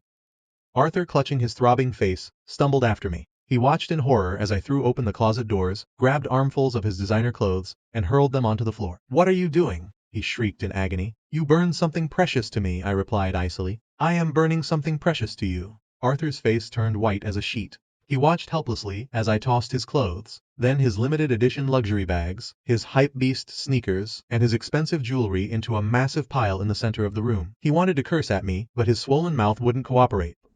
He wanted to physically stop me, but he lacked the courage. All he could do was stand there, eyes welling with tears, while the servants gathered in the doorway to watch the drama unfold. The servants looked at him with profound pity, but not a single one dared to intervene. Once the pile of Arthur's belongings resembled a small mountain, I pulled a customized Zippo lighter from my pocket, sparked the flame, and casually tossed it onto the pile. The highly flammable, expensive fabrics caught instantly. A roaring fire erupted, reflecting in the terrified eyes of everyone present. The psycho isn't burning clothes and bags, the servants thought in horror. He's burning literal stacks of cash, a fortune. They wanted to drop to their knees and beg me to stop. Eldest young master, this trash isn't worth dirtying your hands. Let us handle it. Every single item in that fire cost more than their monthly salary. The limited edition bags alone were worth a small house. I stood with my hands clasped behind my back, observing the inferno. In the flickering firelight, the servants swore they could see demonic black wings unfurling behind me. Butler Lewis frantically ordered the staff to grab fire extinguishers, ready to deploy them at the edges to ensure the fire didn't spread. The premium imported hardwood floors of the mansion could not be allowed to burn down. Arthur dropped to his knees, utterly broken, crying a heart-wrenching wail. These are my treasures, the gifts Dad, Mom, and my sisters gave me. Why did you burn all my treasures? In his head, Arthur began a silent countdown. 5, 4, 3, 2, 1. Right as he hit 1, heavy, authoritative footsteps echoed from the stairs, coming to a halt right behind him. A cold, commanding voice sliced through the tension. What is going on here? Why is everyone crowded around this room? The servants turned around and rejoiced. Arthur's eyes lit up with malicious hope. The CEO of the Vance conglomerate, the absolute authority of the household, eldest sister Jessica Vance, had finally returned. Jessica pushed past the servants and stopped at the doorway of the guest room. Arthur, still on his knees, looked up at her with a tear-streaked, bruised face. Eldest sister. Jessica frowned deeply. Arthur, tell me what happened. Who did this to your face? Arthur pointed a trembling finger at me, slurring his words. He said I stole his diamond. Then he burned my painting. He burned all my stuff. And he beat me up. Jessica understood immediately. She gently patted Arthur's head. I understand. I will get justice for you. She turned to the butler. Butler Lewis, call the family doctor immediately. Get some ointment for Arthur's face. Then she slowly stood up to her full height. Her eyes, sharp as newly honed blades, radiated a terrifying corporate killer aura. When her gaze locked onto me, she paused for a microsecond. 10 years ago, this kid was a feral little leopard cub, biting anyone who got close. Now he stood there so calmly, not looking insane at all. But the calm ones are the most dangerous, she reminded herself. Yvonne, Isabella, and Arthur had all been brutally victimized by him. She couldn't let his handsome, tranquil exterior fool her. Regaining her icy composure, she demanded, Vincent, is what Arthur said true? Yes, I replied nonchalantly. Jessica's frown deepened. Do you feel absolutely no remorse for treating Arthur this way? No, I shook my head. Jessica's face darkened drastically. I heard you also triggered Grandma into a fainting spell, tied Yvonne to the gate, and forced Isabella to legally change her surname. Is that true? I don't know, I lied flawlessly, my expression completely indifferent. Jessica inhaled deeply, then exhaled slowly. Apologize to Arthur right now. Move out of that room and return his belongings. If you do this, I will let the matter rest. I promise to treat both of you equally and fairly from now on. No favoritism. I didn't hesitate for a millisecond. No, I refuse. Jessica chuckled, a cold, humorless sound. Vincent, I heard you're quite the fighter. The house guards couldn't handle you and Isabella's elite mercenaries lost to you, but I came prepared. She took a few steps back. My personal driver is ex-Special Forces, 10 years of active duty, counterterrorism specialist, military boxing champion, long-distance endurance runner, top marksman in his unit. Let's see if you can beat him. A lean, wiry man vibrating with intense coiled energy stepped into the doorway. His eyes were sharp, calculating, and predatory. He had zero excess body fat. Through the haze of the burning designer clothes, Jessica issued her final ultimatum. Will you admit your mistakes? No, I replied flatly. Good, you have a spine, Jessica smirked. But don't cry when you're caught. If you lose, you're going straight back to Greenwood Asylum for round 2. I stared right back at her.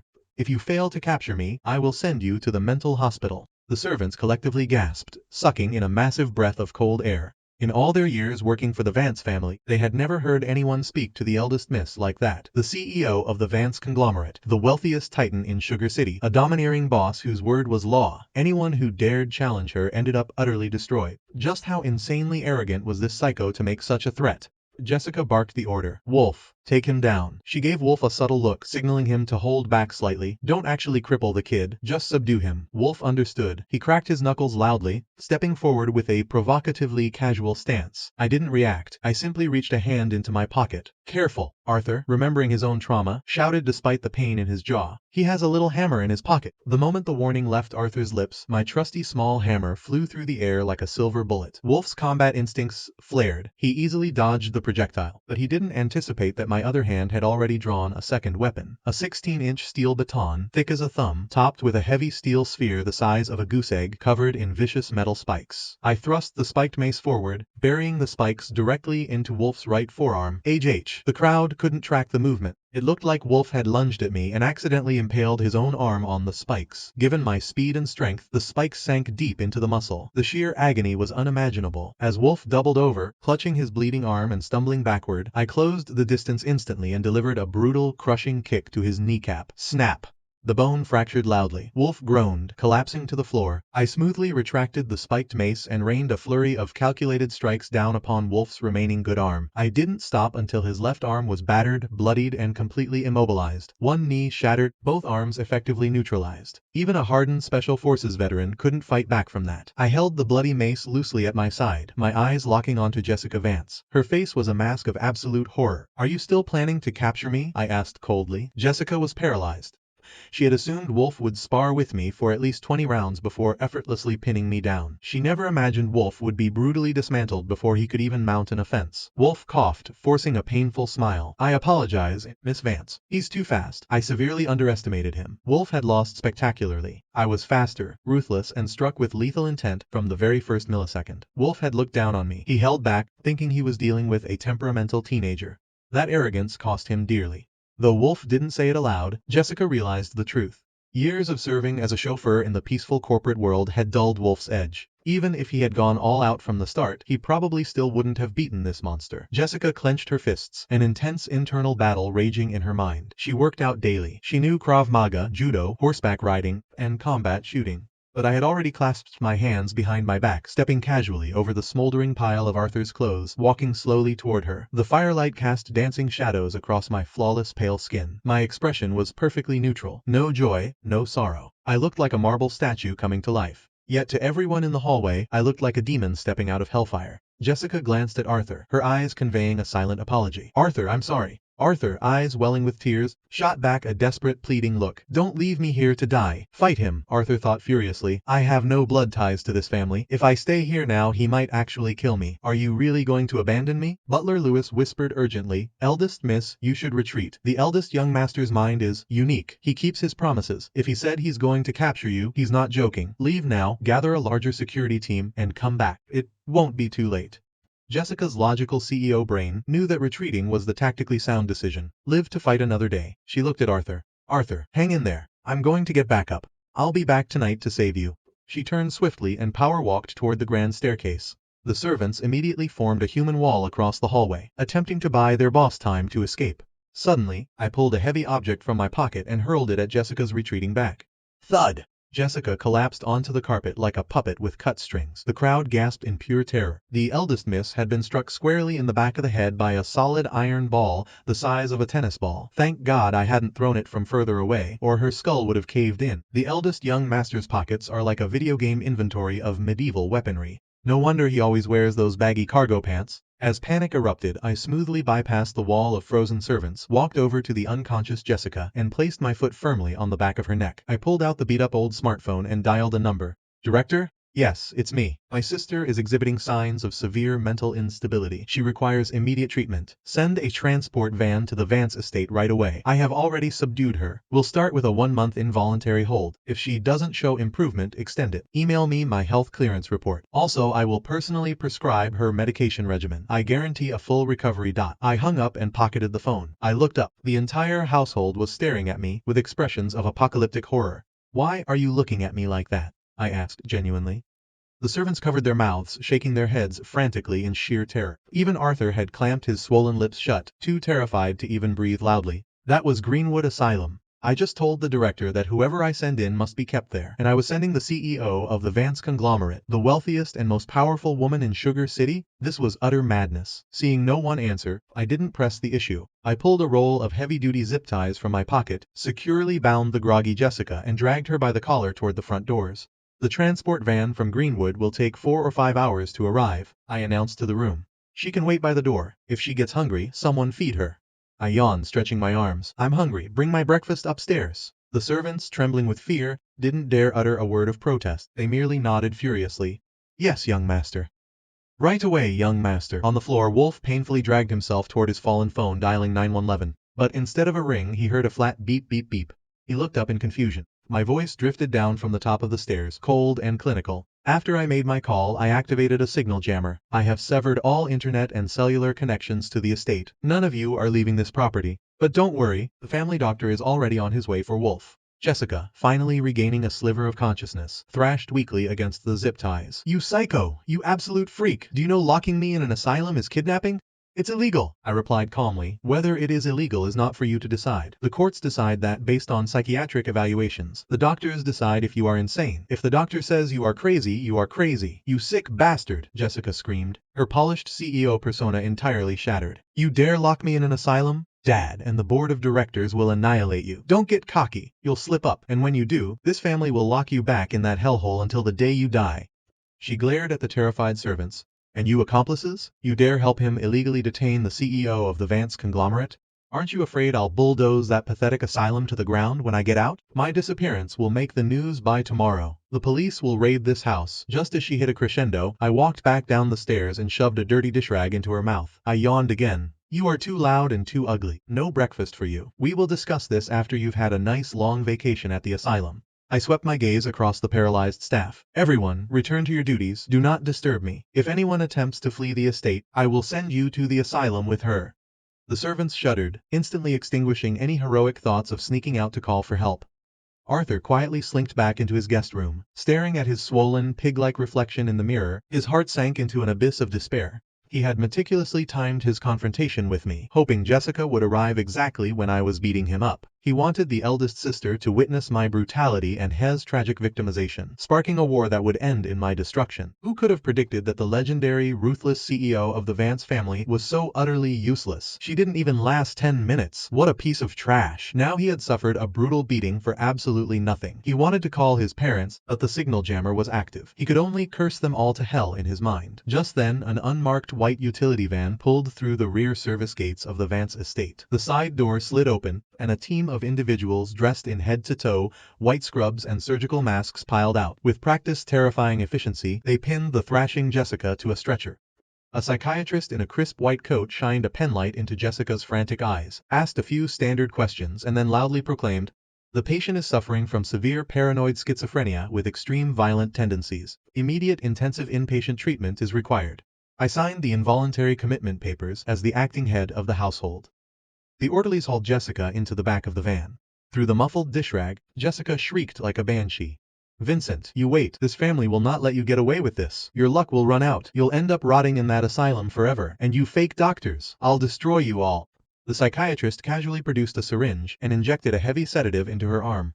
Within seconds, Jessica went limp, her eyes rolling back as she fell into a chemically induced sleep. The servants stood huddled under the shade of a large oak tree in the backyard, tears in their eyes, waving a tragic goodbye as the white van drove off into the distance. After the van disappeared, one brave maid timidly asked, "Young master, will the eldest miss be abused in the asylum?" I glanced at her. No, I entered that asylum at age 10 and lived there for a decade. Look at me, didn't I turn out perfectly fine? The maid cursed in her head. Fine my ass. If you're the definition of normal, then humanity is doomed. You're a literal monster. Hiding behind a tree, Arthur watched Jessica being hauled away. A profound sense of disappointment washed over him. What is wrong with eldest sister? Why didn't she fight back harder? Why did she just let that psycho tie her up and ship her off? He knew she couldn't win a fistfight, but with her vast resources, surely she had a backup plan. He remembered a time she was kidnapped by corporate rivals and managed to manipulate her way to freedom. Why did she fail so miserably here? Suddenly, the signal bars on Arthur's phone jumped back to full strength. A video call request popped up. It was from his mother, Margaret. He instantly burst into fresh tears, shoving his bruised, swollen face right up to the camera lens. "Mom, Dad, come home quickly!" Eldest sister, she was just abducted by the mental hospital. The next morning, I was in the bathroom, calmly blow-drying my hair. A knock sounded on the door. "Eldest young master, the master and madam have returned." The mansion was suddenly buzzing with chaotic activity. Hearing the news, my eyes lit up. I tossed the hairdryer onto the counter and practically flew down the stairs. 5 people were seated in the grand living room. My eyes immediately locked onto an elegant middle-aged woman. "Mom!" I yelled, rushing forward like a hurricane. "I missed you so much. Where have you been?" The woman, who had been softly comforting a bruised Arthur, turned around with a gentle, loving smile. "Vincent, you're back. Mom is so happy to see you." I was about to say something else, but my voice choked in my throat. For the first time since returning home, my perpetually emotionless face contorted into a deep, furious scowl. The temperature in the room plummeted. "You are not my mother." I took 2 steps back, screaming at the top of my lungs. "Mom! Mom! Where are you? It's me, Vincent. I missed you. Where are you?" Magnus Vance, the patriarch, couldn't tolerate the disrespect. He slammed his hand on the table and stood up. "Vincent, are you having another psychotic episode? Your mother is right here. She rushed home specifically to see you and brought you gifts. Greet your mother. Do not be insolent." I glared directly into Magnus's eyes, a dangerous fire igniting in my own. "She is not my mother. You claim she is my mother, and you demand I greet her? I am going to get very angry." The servants gasped in shock. The psycho actually knows how to get angry, and he explicitly states he's going to get angry? What happens when he gets angry? They instinctively backed away toward the walls. Magnus Vance was no ordinary man. Known as the tyrant of Wall Street in the local business world, he had built the $20 billion Vance conglomerate from the ground up. He possessed an aura of absolute, unchallengeable authority. To be openly defied by his own son in his own house in front of his staff? Where was his dignity? He opened his mouth to roar. "If you get angry, what the hell are you going to do about it? In this house, I am the law." But the words died in his throat. The memory of 10 years ago, when this exact same boy had calmly poured gasoline around his feet and struck a match, came rushing back like a trauma flashback. Magnus subconsciously reached up and touched the burn scar hidden near his hairline. He swallowed his pride and forced himself to adopt a tone of forced patience. "After you were sent to Greenwood Asylum, your biological mother and I divorced. She left the Vance family and severed all contact. No one in the family knows where she went. Her old phone number was disconnected years ago," he continued. "After that, I married Margaret. She is your new mother. Because Margaret cannot have children, and we wanted an obedient son, we adopted Arthur. Margaret treats Arthur and your 3 sisters as her own flesh and blood. She will treat you the same."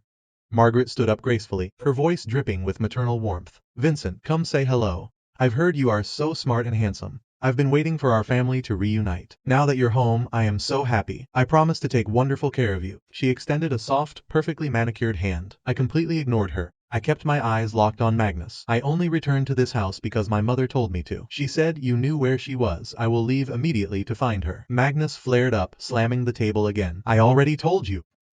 I don't know where she is, crash!" Before he even finished his sentence, I picked up a priceless, antique purple clay teapot from the coffee table and hurled it directly at the marble floor. The explosive sound of shattering pottery was 10 times louder than his table slam. The servants shrieked. "The eldest young master is truly a demon incarnate. He goes to war with the heavens and the earth. He's terrorized his younger brother, his older sister, his stepmother, and now he's directly challenging his biological father. The sheer violence, the absolute lack of fear, he's even more tyrannical than the master. If I cannot find my mother, I will tear the Vance family apart, I stated, my voice devoid of emotion, yet ringing with absolute certainty.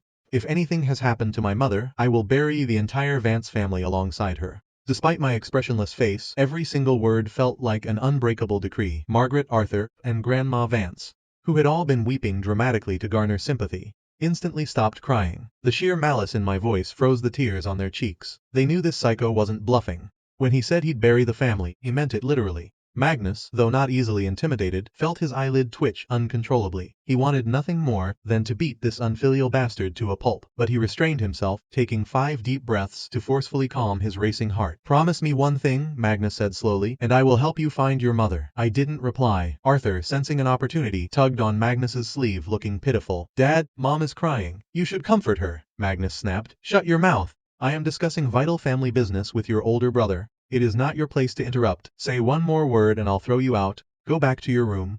Magnus Vance, the business tyrant, had spent half a century surviving cutthroat corporate warfare. He saw right through Arthur's petty manipulations. Compared to the high-stakes chess he played daily, Arthur's little schemes were pathetic. Scolded so harshly, Arthur froze in terror. His lips trembled, but he didn't dare make a sound. Silent tears streamed down his bruised face. Margaret bit her lip, forcing back her own tears, and gently patted her adopted son's shoulder, signaling him to endure it. Magnus refocused his intense gaze on me. "You refuse? Fine, let me rephrase. 10 years ago, when your mother and I divorced, she told me that if you ever returned, I was to pass on a message. You have an arranged marriage with Serena Shaw, the eldest daughter of the Shaw family. Go to the city registry and legally marry Serena Shaw, and I will give you your mother's final message." My face remained blank, but my eyes grew cold and stagnant, like a frozen well. Magnus smirked cynically. "I know exactly what you're thinking. A father knows his son. You think you can use violence or your eccentric methods to force me to speak." I didn't answer, but my stare-mate considered him nothing more than an obstacle to be removed. "But consider this," Magnus continued smoothly. "If you use violence, can you trust the words I say? Are you not afraid I'll lie to you, or omit crucial details? Or do you genuinely believe I'm afraid you'll beat me to death?" 4 eyes locked in a silent, deadly standoff. It was like 2 apex predators meeting on a narrow cliffside. One was the old king of the mountain, radiating decades of established dominance. The other was a young, feral tiger, brimming with lethal potential. I didn't care about his dominance, but a flicker of calculation passed through my eyes. Magnus saw it and pressed his advantage. "People wonder why I, a notoriously ruthless businessman, am explaining so much to a certified lunatic like you. They probably think I'm afraid of you," the servants murmured in agreement. "Is there anyone left in this city who can control the eldest young master?" Magnus ignored them. "Let me tell you why. Your maternal grandfather and Old Man Shaw were brothers in arms. They made a blood pact. If they had a grandson and a granddaughter, they would marry them off. Serena is Old Man Shaw's favorite grandchild. He specifically designated her to marry the Vance family heir. Your grandfather only had one child, your mother. You are his only grandson. Therefore, this marriage pact falls squarely on your shoulders." I remained silent. Magnus accurately read my indifference and chuckled. "You're smart. You know I can't trick you, so I won't even try." Because of this pact, both grandfathers exchanged 20% of their respective companies' shares, to be held in trust by the other family. Only when you and Serena sign the marriage certificate will those shares be officially returned and unlocked. The servants gasped. 20% of company shares? That's a mind-boggling fortune. Even though your grandfather died early, he funded my initial startup, Magnus explained. He owned 20% of the Vance conglomerate. That 20% is currently held by the Shaw family's lawyers. I need those shares back to secure my absolute control over the board. If you marry Serena, both families reclaim their shares, and you two split the pot. You will personally own 10% of the Vance conglomerate, and Serena will own 10% of the Shaw conglomerate. Hearing this, intense greed flashed in the eyes of Arthur and Margaret. Magnus caught their expressions and sneered. "You're probably thinking, the Shaw conglomerate is 10 times larger than the Vance conglomerate. If the Vances hold 20% of Shaw stock, aren't we making a massive profit? Why rush to give it back? Because those shares are purely nominal. The contract strictly dictates that the trust holder cannot enter the board of directors, cannot work at the partner company, and cannot touch the dividends. The money is locked in a vault specifically for your wedding. It only gains real value when the marriage is finalized." He leaned forward, placing his hands on the table. "I brought you home from the asylum solely to fulfill this marriage pact with Serena Shaw." I maintained my stoic demeanor, acting as if this multi-billion-dollar transaction had absolutely nothing to do with me. Magnus tried a different angle. "When you were little, you met Serena, you were 6 years old. Your mother took you to a hot spring resort to recover from an illness. Serena's mother was there too. You two played together every day and became fast friends. You suffered from severe aplastic anemia and needed a bone marrow transplant. Serena was a perfect match. She liked you, so she agreed to be the donor. He watched my face closely. After the successful surgery, Serena's mother joked and asked if you wanted to be Serena's groom. You loudly declared that when you grew up, you would marry her. Because of that, the two families formalized the pact. Hearing Magnus's story, buried memories began to surface.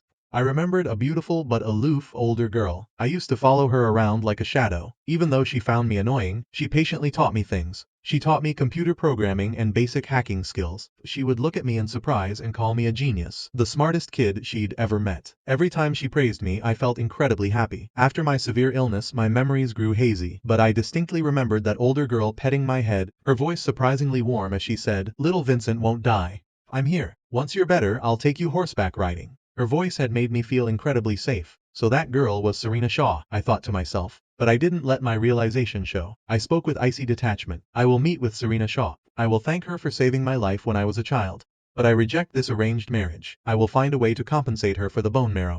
The servants were stunned.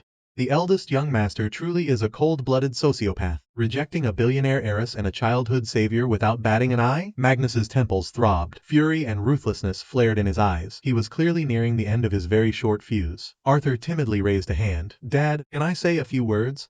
Magnus shot him a freezing glare. Arthur spoke in his softest, most diplomatic tone. "Brother, you absolutely have the right to refuse the marriage. But before you reject Sister Serena directly, don't you think you should at least give yourselves a chance to get to know each other? Who knows, maybe after spending some time together, you'll realize you actually like her. That would be the fair thing to do, right? You wouldn't want to be unjust to the person who saved your life." Margaret didn't understand why her adopted son was pushing this, but she trusted he had a hidden agenda. She immediately chimed in, using her softest, most maternal voice. "Vincent, you are a man of your word. You promised to marry Serena when you were little. A real man keeps his promises. If you want to back out now, you need a legitimate, justifiable reason. Rejecting her to her face right out of the gate, it's just not proper." Normal people might argue that childhood promises don't count, the servants thought. But this is the eldest young master. He operates on a completely different frequency. I pondered this for a moment and nodded. "Your logic is sound. I will meet with Serena Shaw and evaluate her. Once I have definitively proven she is unsuitable, I will reject the marriage." The servants stood there, mouths agape. Arthur secretly let out a massive sigh of relief. The psycho took the bait. He smiled, his eyes radiating earnest sincerity. "Brother, I have a fantastic idea to help you and Sister Serena understand each other very quickly. You'll know immediately if you're compatible. Do you want to hear it?" I ignored him entirely. Arthur waited exactly 3 seconds before continuing enthusiastically. "The Metro City Broadcasting Network has a massive hit reality show right now. It's called Truth or Dare, The Braves Game. The gimmick is that the producers use advanced polygraphs and psychological experts to verify if the guests are telling the truth. If you refuse to answer, you face an extreme physical challenge." He leaned in, his voice dripping with faux concern. "Brother, if you and Sister Serena go on this show, you'll see right through her. If she chooses truth, you'll know exactly what she's hiding and what kind of person she really is. If she chooses dare, you'll see if she has courage and takes responsibility. Isn't that infinitely faster and more efficient than just going on awkward dates?" The servants almost burst into applause. "Brilliant. The second young master is a genius." They all watched that show religiously, and given the eldest young master's completely unhinged personality, if he went on live television, it would break the internet. Grandma Vance and Margaret also exchanged looks of approval. "The boy is sharp." Given my obsession with logic and efficiency, they were certain I would agree. "No," I rejected the idea instantly. "I will evaluate Serena myself. I do not need a television show." I had watched Truth or Dare, The Braves Game in the Asylum's recreation room. Every Saturday night the room was packed with patients laughing, screaming, and arguing at the TV. It was pure chaos, but I found the show incredibly stupid. The questions were weak, the dares were pathetic. Any patient from Greenwood Asylum could go on that show and dominate the competition. I refused to participate in such a low IQ activity. Arthur was stunned. His smile froze on his bruised face. "This ungrateful psycho! I just want to punch him in the throat." Margaret tried again, keeping her voice sweet. "Vincent, truly understanding a person is difficult. It takes months of observation. But this show, 2 hours, and you'll have her completely figured out. Think of the time and energy you'll save." Before she could finish, I turned back to Magnus. "I am going to find Serena Shaw right now. After I cancel the engagement, you will tell me my mother's message. If you refuse, I will punish you on my mother's behalf. With that, I turned around and walked up the stairs. The entire living room was struck dumb. Did he just say he's going to punish the master of the Vance conglomerate on his mother's behalf? The sheer audacity. Magnus's face turned a violent shade of green. He collapsed back into his armchair, furiously gulping down hot tea in total silence. Nobody dared to breathe. 15 minutes later I came back downstairs, changed into fresh clothes. I walked past them like they were invisible furniture and left the house. Only after the front door clicked shut did the family dare to speak. My knees are acting up. I'm going to take my medication, Grandma Vance muttered, hobbling away. You burned all my clothes and bags, Arthur whined. I'm going to the mall to buy new ones. Dad, Mom, I'm leaving. You've had a stressful few days, darling, Margaret cooed to Magnus. I'll go to the kitchen and make you some soothing mung bean soup. Soon only Magnus remained in the vast living room. He traced the old burn scar on his forehead, his eyes flashing with a predatory, homicidal glint. If I can't even control my own son, how can I command the Vance family and the board of directors? Currently, with Jessica locked in the asylum, the Vance conglomerate was temporarily without its CEO. Once he handled the urgent corporate fallout and managed to extricate Jessica from the mental hospital, he swore he would deal with this unfilial bastard once and for all. Meanwhile, I was tearing down the highway in the Vance family supercar, heading straight for the Shaw estate to demand an audience with Serena. Unfortunately, the guard at the gate informed me that Miss Serena was away. She won't be back for 2 or 3 days. Do not attempt to deceive me, I warned. I swear on my life, Mr. Vance, the guard pleaded, showing me security footage on a tablet. Miss Serena's mother has been severely ill for a decade, resting at a private sanatorium on a southern island. Miss Serena flew out on a helicopter this morning to visit her. The footage showed a stunning woman boarding a chopper and flying off into the horizon. I didn't bother asking if the woman in the video was actually Serena. I just asked, what illness does her mother have? Brain tumor, I believe, the guard replied sadly. She falls into frequent comas. Hasn't been seen in public for 10 years. Satisfied with the information, I left the Shaw estate. The guard muttered to himself, the rumors say the Vance family's eldest son is a raving lunatic who beats people up for fun. He seemed perfectly polite to me. Driving back, I formulated a plan. When Serena returned, I needed to ask for her mother's medical records.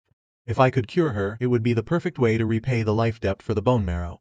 My mother taught me that debts must be repaid. Serena saved my life 10 years ago. Saving her mother's life now was a mathematically perfect transaction. As I drove past a traditional Eastern apothecary, a potent earthy scent flooded my nostrils. I immediately recognized the aroma, a century-old wild mountain ginseng. I parked the supercar, walked into the shop and saw a young clerk brewing tea. I got straight to the point. I want to purchase the century-old mountain ginseng you have in stock. The clerk looked up, shocked. How did you know we have a century-old ginseng? Our shop has been here for decades, but we keep the premium stock strictly off the books. Only VIP clients and master herbalists know about it. I am the only one here who can smell it, I stated simply. The clerk's eyes widened. You smelled it? And you instantly identified it as a century-old root? My medical expertise is unparalleled, I replied flatly. In reality, he had just chopped off a tiny sliver of the ginseng to brew his tea. The scent was fresh in the air. The clerk, impressed by my confident aura, quickly regained his professionalism. Incredible. My father, the owner, always says true mountain ginseng should only be sold to those who understand its value. He unlocked a heavy wooden drawer and pulled out a velvet-lined rosewood box. Opening it, he revealed the gnarly, ancient root. This is genuine wild harvested century-old mountain ginseng. Exactly 42 grams. The absolute minimum price is $200,000. I pulled out my bank card and checked the balance on my banking app. $35,000. I sighed.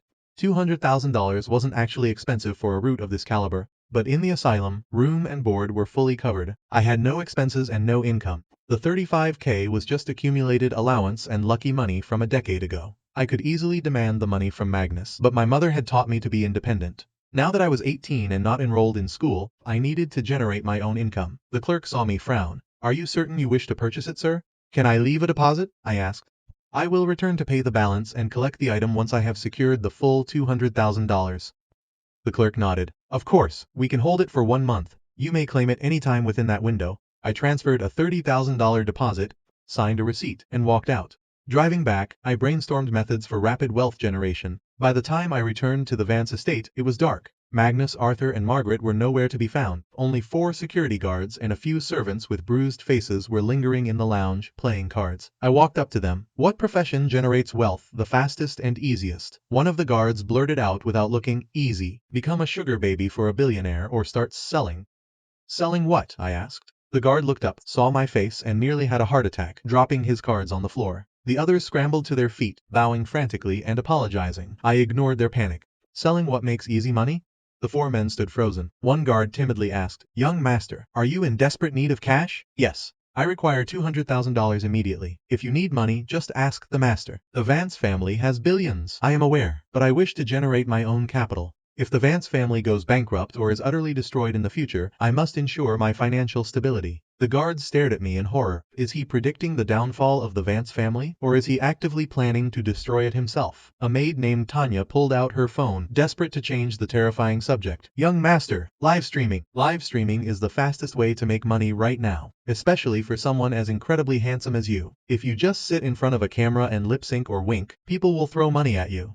It's super easy. The other servants glanced at Tanya's phone and silently judged her. Tanya followed hundreds of attractive male influencers and was routinely in the top 10 donors for several of them. No wonder she was always complaining about being broke. My eyes lit up. Live streaming. I will attempt this. I took my phone and headed upstairs. The staff trembled. Knowing the eldest young master's completely unhinged personality, a live stream was going to be an absolute disaster.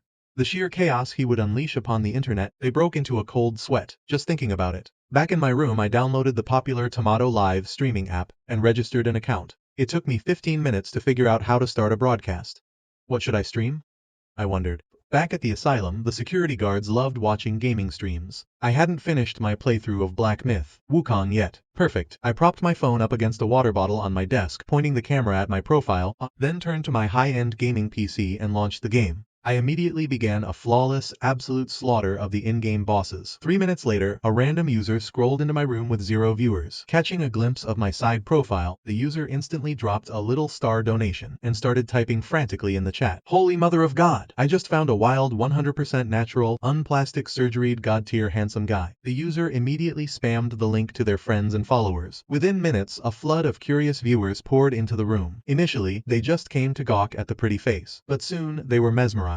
Digital roses, shooting stars, fireworks and diamond rings flooded the screen. Why isn't he looking at the camera? He hasn't even said thank you for the donations. So arrogant, I love it. I remained entirely focused on my monitor, my fingers flying across the mechanical keyboard in a blur of motion. I had completely forgotten the phone was even broadcasting. Eventually, the gamers in the chat noticed the gameplay. Wait, look at his health bar. He's fighting Erlang Shen and his health hasn't dropped a single point. How is he doing that?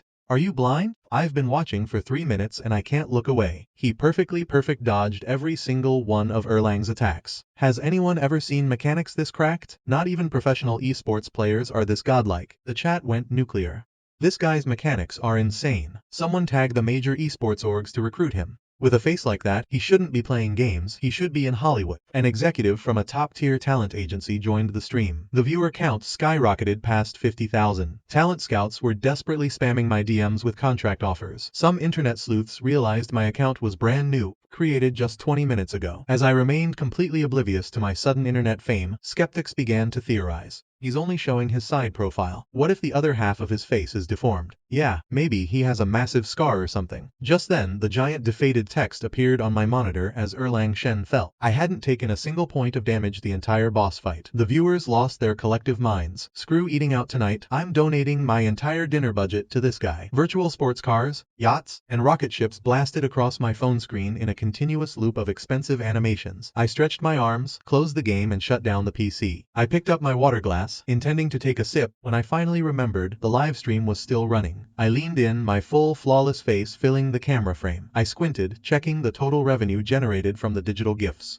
The chat went dead silent for a second, overwhelmed by the sheer unfiltered beauty of my face up close. Then it exploded faster than before. So handsome! Marry me. He'll give you $200,000 right now as a dowry. Delete this app and come live with me. I mumbled to myself, reading the revenue counter. Tonight's earnings, $35,241. Acceptable. I looked at the camera. I'm going to sleep. I will continue tomorrow. And with that, I ended the broadcast. I left tens of thousands of viewers staring at a black screen, completely and utterly dumbfounded. That night, I slept incredibly well, but my newfound fanbase caused absolute havoc across the Tomato Live platform. They flooded other streamers' chats, complaining loudly. I've watched streams for years and I've never seen a guy like that. He didn't speak a single word the entire broadcast, ignored all the gifts, and the moment he finished his game, he just checked his bank account and logged off. I didn't even read the chat. I dropped $3 grand on digital yachts and didn't even get a thank you, bro. Other streamers laughed nervously. Well, you guys should unfollow him and become my fans instead. I'll thank you. But the fans were unapologetic. Can't do it. He's too handsome and his gaming skills are too godly. I have to camp in his offline chat room until tomorrow. I'm waiting for him to smile at me.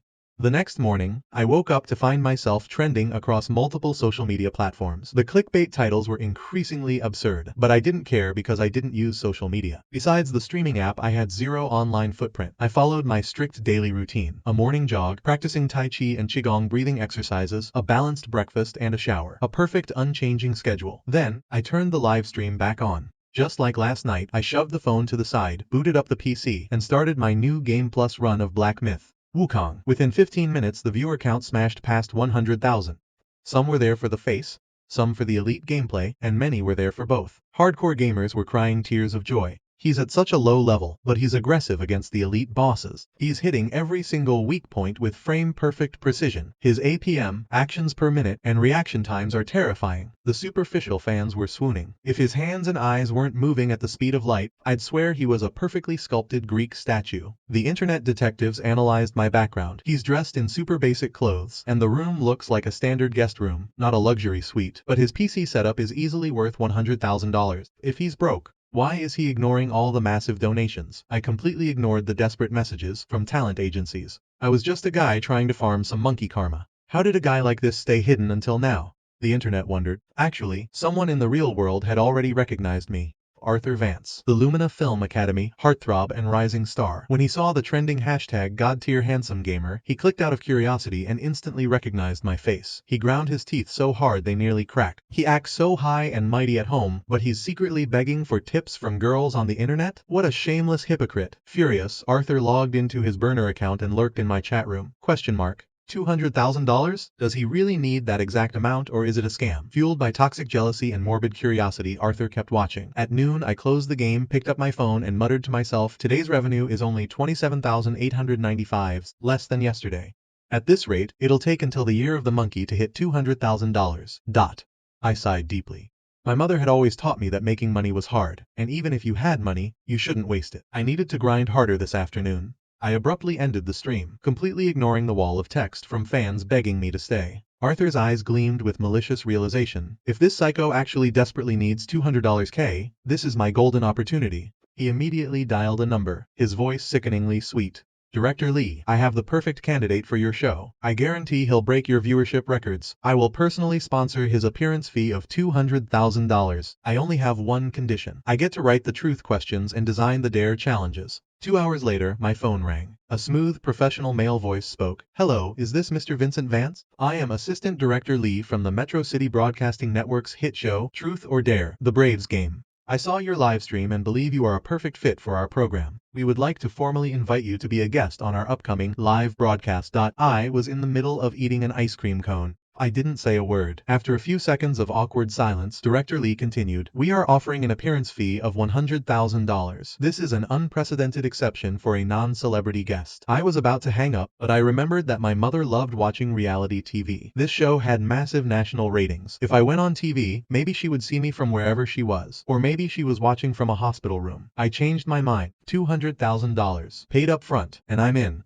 Director Lee hesitated but finally agreed. He sent the contract over via a messaging app. I read through the digital document and immediately typed back, I demand an amendment to Section 4. The reply was swift and corporate. I apologize, Mr. Vance, but our contracts use a standard network template. Aside from adjusting the financial compensation, the core clauses cannot be altered. I didn't waste another second. I blocked his number. Assistant Director Lee stared at his phone in disbelief. Countless D-list celebrities and influencers literally fought in the mud for a chance to appear on this show. He personally invited this nobody, offered a massive payout, and the guy dared to haggle? If Arthur Vance hadn't personally recommended him, Lee would have blacklisted the kid on the spot. Frustrated, Lee went to his boss, executive producer Wei, the man Arthur had originally contacted. Boss, the guy Arthur recommended wants to amend the contract clauses. Can we make an exception? Producer Wei was currently yelling at an intern via a monitor. He snapped, is it your first day in showbiz? A nobody wants to amend a network contract? Tell him to get lost. Lee lowered his voice. He's the guy Arthur Vance specifically requested. Producer Wei paused. Which Arthur Vance? Oh, Isabella Vance's younger brother? The one who co-starred in Campus Belle with her? Arthur's acting career hadn't exploded yet, but industry insiders considered him a guaranteed future A-lister, mostly due to his powerful family backing. Furthermore, Arthur hadn't just offered to pay the $200K fee, he had strongly hinted that he could convince his superstar sister, Isabella, to appear on a future episode. Hearing Isabella's name, producer Wei's tone softened significantly. What does the kid want to change? Lee handed over the iPad. He wants to change the breach of contract penalty from 500% of the appearance fee to 0.5%. 0.5%? Producer Wei exploded. Who does he think he is? I wouldn't even agree to that for an A-list diva. If an artist takes $5 million to appear and breaches the contract, they just pay $25,000 and walk away? Absolutely not. Lee scrambled to appease his boss. He's actually another brother of Isabella Vance. He's incredibly handsome. Plus, he literally just got discharged from a psychiatric asylum. He has an undeniable chaotic charisma. Didn't you say you wanted unpredictable guests for this season? If we pass on him, it's a huge missed opportunity. Isabella's brother? Producer Wei's interest was piqued. He snatched the iPad and read the brief dossier. He slammed his hand on the desk, his eyes alight with greedy excitement. Perfect. Gorgeous 20-year-old, mysterious arranged marriage, divorced parents, certified veteran of a mental asylum, cold, aloof personality, completely unhinged filter. This is the reality TV holy grail. Contact him immediately. Give him whatever he wants. I received a second call from the network, confirming they had accepted my terms. I signed the revised digital contract. The original clause mandated strict adherence to the director's script during the live broadcast, with a penalty of 300% of the appearance fee for going rogue. It was now revised to 0.3 times. I received the $200,000 wire transfer immediately. If I breached the contract, the maximum penalty I owed was $60,000. I would still walk away with a net profit of $140,000. My logic was flawless. When Arthur received the news, he laughed so hard he couldn't close his mouth. He immediately called his best friend Sean Shaw. Sean, you absolutely have to watch Truth or Dare this Saturday night. Watch that psycho completely humiliate himself and ruin his own life. Consider this my revenge for him crashing your party. Sean vividly remembered the chaos at his estate and the stolen diamond. He grinned vindictively. Arthur, you truly are my best bro. Arthur sighed dramatically. It's just a shame your demon sister isn't on the show too. Otherwise, we could expose all her crimes to the entire nation and show everyone her true colors. Those casual words sparked a brilliant, devious idea in Sean's mind. Who says she can't be on the show? I'll go talk to Sally. Sally was the illegitimate daughter of the Shaw family. Are you sure? Arthur was skeptical. Can she actually convince the demon to do anything? Normally, the demon doesn't listen to a damn soul, Sean laughed mischievously, but she mentioned recently that she wanted to meet your psycho brother to formally break off the engagement. Isn't this show the perfect opportunity? Plus, Sally is the only person the demon somewhat tolerates. Sean wasn't entirely confident, because predicting Serena's actions was impossible. But surprisingly, when Sally nervously pitched the idea, saying, I'm going on Truth or Dare this Saturday, do you want to come? Serena agreed instantly. I want to see exactly how crazy this psycho fiancé of mine is, Serena said coldly. If he's crazy enough, I might just keep the engagement. Truly, a demon operates on a completely different wavelength than normal humans. Even though the guest list was finalized, inserting an extra person was child's play for the Shaw conglomerate. The producers, hearing that the legendary, freshly released from prison eldest miss of the Shaw family wanted to join, were ecstatic. They unceremoniously dumped a minor B-list actress, paid her off, and promised her a slot next season. 2 days later, 7:40 p.m. Saturday night, the highly anticipated season finale of Truth or Dare, the Braves game went live. The promotional campaign had been massive. The posters featured the silhouettes of the most beautiful female guest and the most handsome male guest front and center, their faces blurred but their sheer physical presence dominating the frame. Netizens were cynical. The producers are overhyping it again. If these two aren't actual 10/10s, I'm going to personally vandalize the subway billboards. I heard the show is doomed. They invited Jaxie, that toxic Blackpink idol who survives purely on controversy. This episode is going to be a bloodbath, and a bloodbath it was. Rivers of blood, mountains of corpses. And the one who died the most brutal, agonizing death of all was Arthur Vance. Before the live broadcast began, the backstage makeup artist nervously approached me, holding a glittery masquerade mask. Mr. Vance, please put this on for the intro. Do you have an Ultraman mask? I asked seriously. No, sir. I stood up and prepared to walk out. The makeup artist panicked, finally understanding what the assistant director meant by my unique personality. In the adjacent dressing room, another makeup artist approached Serena Shaw with a delicate fox mask. Miss Shaw, let me help you with this. If I put it on, I'm just going to take it off later, Serena said coldly. Of course, it's to build suspense for the audience, the stylist chirped sweetly. Serena stood up and walked toward the door. Then it is entirely unnecessary. The stylist chased after her. The heavy dressing room door slammed shut, narrowly missing her nose. Serena's icy voice echoed from the hallway. I despise fake things. Come near me again, and I'll snap your neck. The stylist swooned, clutching her chest. She's so aggressive. I love it. Inside the massive, brilliantly lit studio, the other guests had already taken their seats. The famous, charismatic host MC Red shouted into the microphone, "Ladies and gentlemen, please welcome the most handsome male guest in the history of our show, Vincent Vance, and our most beautiful female guest, Serena Shao." The stage elevator slowly ascended. First, a pair of incredibly long, perfectly proportioned legs came into view. The live audience gasped. As my full face was revealed, the studio erupted into ear-piercing screams. Jaxie, the controversial idol, didn't even try to hide her predatory intentions. She licked her lips and winked at me provocatively. "I like this one. Hey handsome, want to grab a hotel room with me after the show?" Her blatant proposition sent shockwaves through the studio and the live chat. Fans laughed, haters cursed, but the show's engagement metrics skyrocketed instantly. I looked at her, my expression colder than absolute zero. "I am someone you will never ever be able to touch." Abandon the thought. Jaxie wasn't deterred. "I love conquering men like you. The ones who play hard to get always end up begging me not to leave." I smirked. A chilling, terrifying expression. "I heard this show requires absolute honesty. Do you want to test if I can make you permanently disappear from the earth?"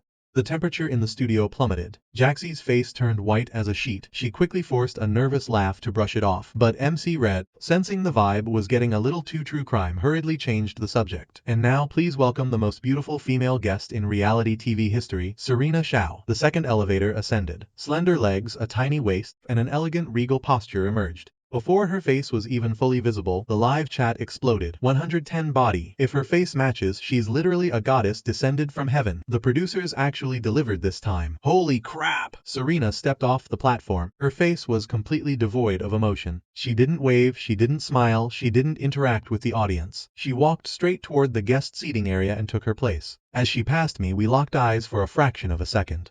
A subtle, almost imperceptible nod of acknowledgement passed between us before we both looked away. The audience was entranced. They look so good standing next to each other. The aesthetic power is overwhelming. They shouldn't be on a game show. They need to be cast as the leads in a dark romance mafia drama right now. MC Red looked back and forth between Serena and me, clearly wanting to fan the flames of a potential showmance. But we both stared straight ahead, offering him absolutely nothing to work with. Conscious of the live broadcast schedule, MC Red announced, "Guests, please take your seats." In the center of the studio sat a large circular table. MC Red sat at the head, facing the audience. The guests could sit wherever they liked. Perhaps by pure coincidence, I ended up sitting directly across from Serena. MC Red pointed to a small side table holding 3 distinct bottles. "These are your penalty drinks. One is 116 proof grain alcohol, one is aged black vinegar, and one is pure soy sauce. If you refuse to answer a truth question or fail a dare, you must chug an entire bottle of your choice." Previous seasons had proven that the show did not fake the punishments. The liquids were 100% real. The audience knew the stakes. Let the game begin. The rules were simple. A motorized spinner in the center of the table determined the target. The person sitting to the right of MC Red started. First up was a pop singer named Tom. He flicked the spinner. It whirled around 2.5 times before landing squarely on the red zone in front of Serena. "Ah," MC Red announced. "The first 3 rounds utilize our extreme question deck. These questions are highly specific and tailored to the guests." He drew a card and read it aloud in his booming announcer voice. "Have you ever committed a crime, been suspected of a crime, or been accused of a crime?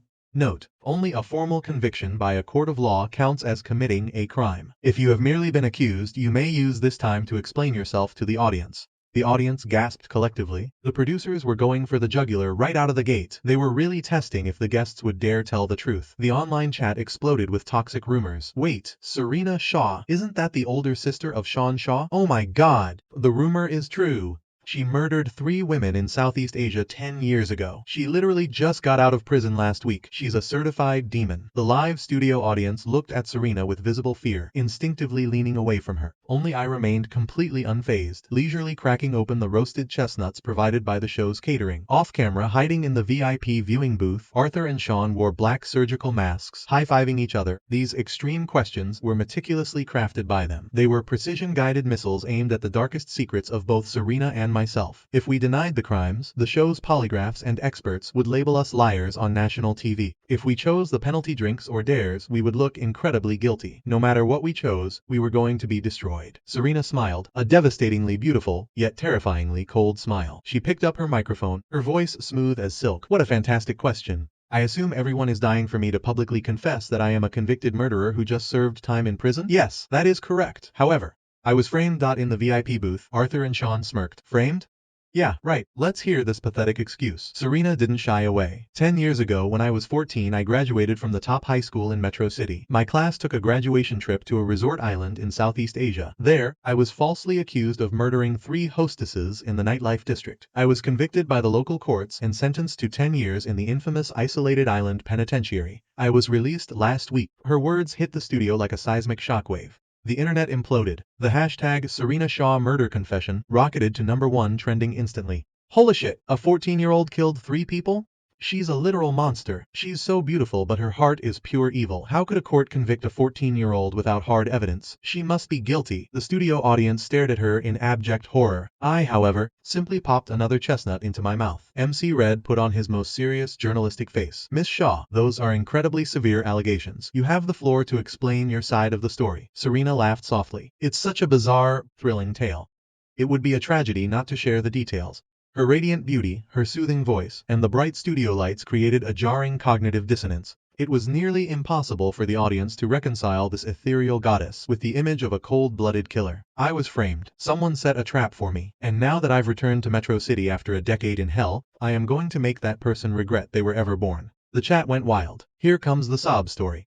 Don't fall for it. She's playing the victim. Classic psychopath behavior. Producer Wei, watching the monitors backstage, was practically foaming at the mouth with excitement. The ratings were vertical. The show had been live for barely 15 minutes, and they were already approaching all-time network records. He frantically signaled MC Red to press for more details. This program is designed to give our guests a platform for the truth. MC Red stated solemnly. If you were truly framed, please tell us exactly what happened. Serena leaned back in her chair, her demeanor calm, as she recounted the case that had shocked the nation 10 years ago. After the college entrance exams, my class traveled to an island in Southeast Asia. On the 9th night, my deskmate, Matthew, asked me if I wanted to sneak out to Sector 3, the local red light district, to broaden my horizons. I declined and advised him against it, but he claimed he had a local relative who would guide him, and promised to be back before midnight.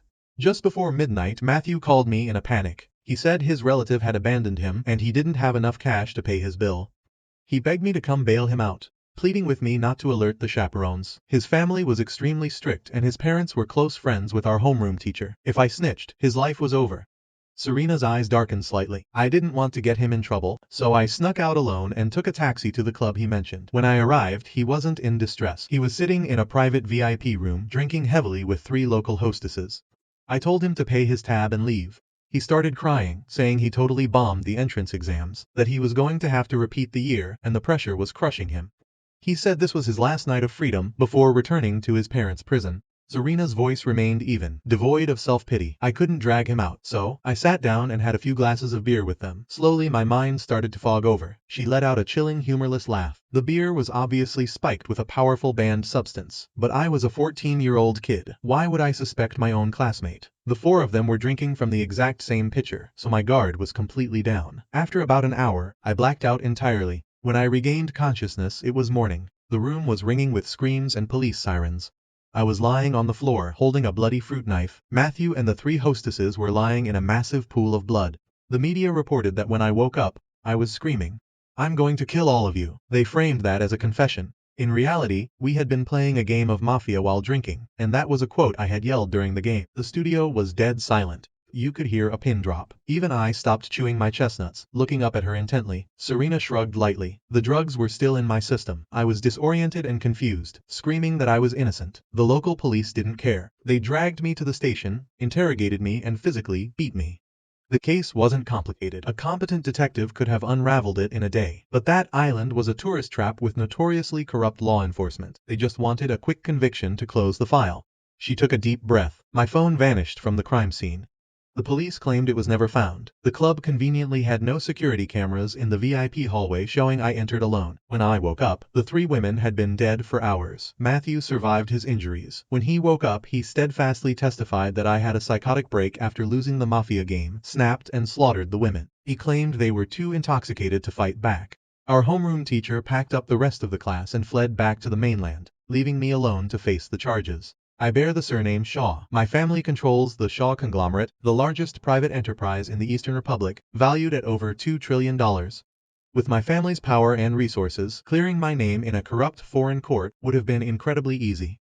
Serena's voice dropped to a freezing whisper. But after the incident, The Shaw family completely abandoned me. They didn't even bother to hire a competent defense attorney. Thus, I was convicted of manslaughter and thrown into the isolated island penitentiary. Serena took a slow sip of her water. During my 10 years in hell, I conducted my own investigation from the inside. I discovered that immediately following the murders, the local police chief and the presiding judge received massive untraceable cash bribes. The sole condition was to fast-track my conviction and ensure I was sent to the absolute worst prison available. Deuce. The studio audience gasped. The internet was in an uproar. Is this true? Bribing foreign officials is a massive international crime. That island is notorious for being run by cartels. The cops and the gangs are basically the same entity. If you have enough cash, you can buy any verdict. The Shaw family literally abandoned their own daughter? A 14-year-old girl left to rot in a foreign hellhole? What kind of monsters are they? Serena seemed to hear the collective doubt. She smiled faintly. I tracked the bribes. It was all physical cash. A mysterious benefactor used an encrypted burner phone to contact the corrupt officials, leaving duffel bags of money at dead drops. The officials collected the down payment, slammed the gavel on my life, and collected the rest.